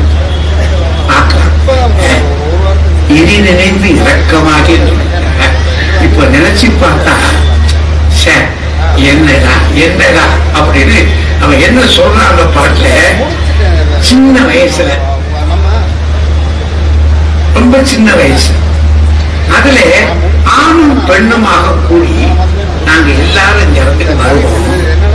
அன்னைக்கு வந்து இங்க ஊருக்குள்ள பார்த்தா தண்ணி சிந்தி ஓடி கிடக்கிற காலில் களிமண்ணா கிடக்கும். அந்த களிமண்ணை பூரா போட்டு அவங்களுக்கு விளையாட்டு அதுல பதுமை செய்யறாங்க. பிடிச்சு பதுமை செஞ்சு விற்பாரு. பொம்பளை பிள்ளை என்ன செய்யுதுன்னா இந்த பொம்மையில ஒரு பூவை வைப்போம் அப்படி அழகுபடுத்துறது. அதுக்கு ஏன் பிள்ளையா ஆனா பக்கத்துல இருக்கிற பூக்களை பறிச்சு வந்து அந்த பொம்மையில அழகுபடுத்துங்க. அழகுபடுத்தி பிடிச்சி ஒருத்தர் ஒருத்தர் கட்டி பிடிச்சு விளையாடிக்கிட்டு திடீர்னு சொன்னா மறையனல் அறியா மாயத்தில் ஆயம். அதாவது அதுக்கு என்னவா, ஆணும் பெண்ணும் கூடி மறைத்து வாடுகிற வாழ்க்கை இருக்கே, அது என்ன என்றே தெரியாத அந்த வயது. அந்த பருவத்துல நாங்க ஒருத்தர் கட்டி பிடிச்சுக்கிட்டோம். ஒருத்தரை பொறுத்து தட்டி விட்டு விளையாடுவோம். தழுவு வழி தலை தூங்கு வழி தூங்கி கட்டி பிடிச்ச வழி கட்டி பிடிச்சு ஆனந்தமா விளையாடுனாங்களாம்.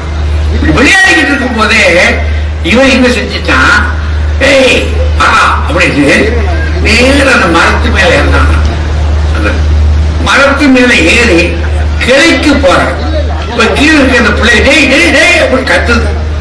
இவன் அங்க நேர போய் நின்று ஒரு பார்வை பார்த்துட்டு கிளையில இருந்து ஒரு ஜம்பிங் குதிச்சு அந்த 2 குளம் இருக்கு பாருங்க, குளத்துக்குள்ள போயிட்டு போனாங்க. கரையவர் மருள கரையில இருக்கிறவங்க எல்லாம் ஐயோ சின்ன பையன் தண்ணிக்குள்ள விழுந்துட்டானே என்ன ஆக போகுதோ அப்படின்னு பயப்படாங்களாம். திரையகம் இந்த இவன் குதிச்ச புதியில தண்ணி இருக்கு பாருங்க, அந்த கரையில போய் ஒரு போது மோதி வெளியே வரும். அது வரும்போதெல்லாம் இங்க இருக்கிறவங்க ஐயோ கதறிக்கிட்டு இருக்காங்க. இவன் உள்ள போய் குளிச்சு கொஞ்சம் நேரம் கழிச்சு மண்ணை எடுத்துக்கிட்டு மூக்க பிடிச்ச மேனிக்க மேல காட்டினாங்க. அப்படி காட்டுற போது அந்த கூட்டத்தில் இருக்கிறவங்கலாம் ஆடு சத்தம் கொடுத்தாங்களாம். அந்த காலம் எப்படி பாருங்க, அந்த காலம் அந்த இளமை இனி வருமா? அந்த நாட்களை நினைக்கிறது எத்தனை மகிழ்ச்சியாக இருக்கிறது. புறநானூற்று புலவர் பாட்டு அப்படின்னா நேற்றைய காலம் இருக்கு பாருங்க, அதுல இருக்க நினைவுகள்ல எப்போதெல்லாமோ நமக்கு கொஞ்சம் அப்படி அப்படி இந்த பொன்னியின் செல்வன் பத்தி தம்பி பேசுறதா நீங்க பேசுறீங்களா? பொன்னியின் செல்வன் நான் போர்த்துமா படிக்கிற போது பொன்னியின் செல்வன் வருது. எங்க வீட்டுல வாழ்ந்த காசு கிடையாது. எடுத்த வீட்டுல ஒரு அக்கா, அவங்க வீட்டுல கொஞ்சம் வசதி வாங்குவாங்க. நான் போய் அவங்க என்ன செய்வாங்கன்னா நீங்க வாங்கிட்டு வரான்னு காசு கொடுப்பாங்க. டவுனுக்குள்ளதான் போய் வாங்கணும். எங்க ஏரியாவில் அப்ப கிடைக்காது. அந்த டவுனுக்குள்ள போய் வாங்கிட்டு வரும்போதே படிச்சுக்கிட்டு வந்தது. அது வரும் நடையில இந்த பிளாட்ஃபார்ம்ல வரும்போதே படிச்சுக்கிட்டு வந்தது. அவள் படிச்சுக்கிட்டே வந்து இங்க வந்தது.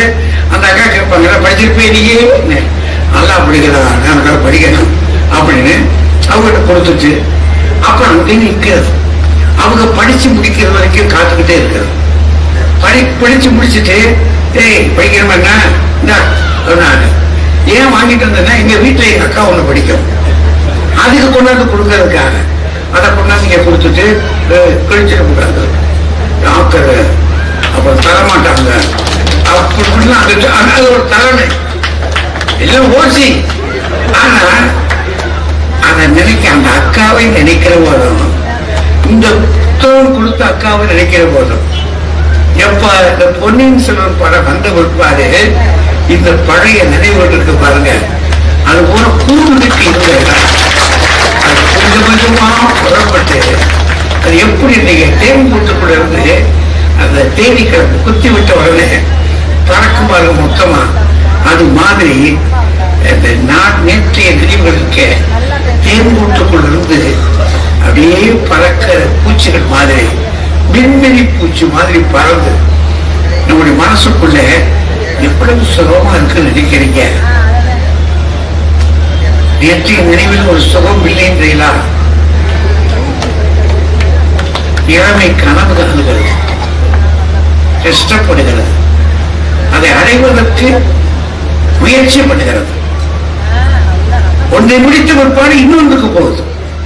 படிக்கிறவன் பட்டத்தில் நினைக்கிறான், பட்டம் வாங்கிட்டவன் வேலை நினைக்கிற கனவு, வேலைக்கு போயிட்டவன் கல்யாணத்தை பற்றி கனவு ஆகிறான், கல்யாணத்தை பண்ணிக்கிட்டவன் வீடு கட்டுறதை பற்றி கனவு ஆகிறான், வீடு கட்டிக்கிட்டவன் பிள்ளைகளை பற்றி கனவு ஆகிறான், பிள்ளைகளை பற்றி வந்துகிட்ட முற்பாடு அதிக படிச்சிருச்சுன்னா அதிக கல்யாணத்தை பற்றி கனவு காட்டுறான்.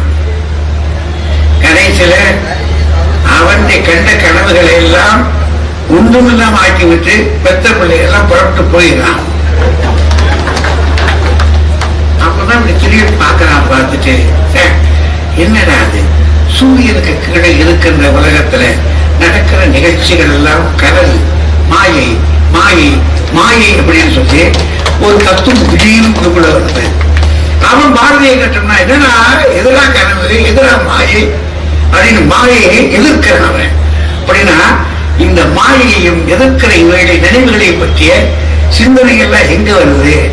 நேற்றைய நினைவுகளில் தானே நாம் நினைக்கிறது பார்க்கிறோம், தத்துவங்களில் பறக்கிறோம், நம்முடைய நினைவுகளில் மகிழ்கிறோம்.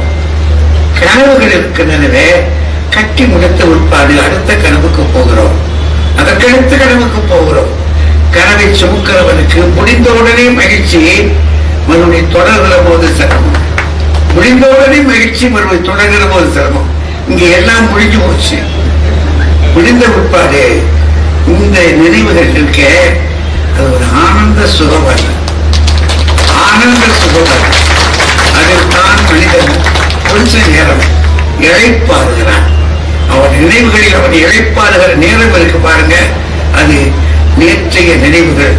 அந்த நினைவுகளை சுமந்து தெரிகிற புதுமைக்கு இவருடைய ஆசைகள் பார்த்துகள். அதே நேரத்தில் விடமாட்டோம், இதை சாதித்தே தீர்வோம் என்று நினைக்கிற இளமை இருக்கிறது.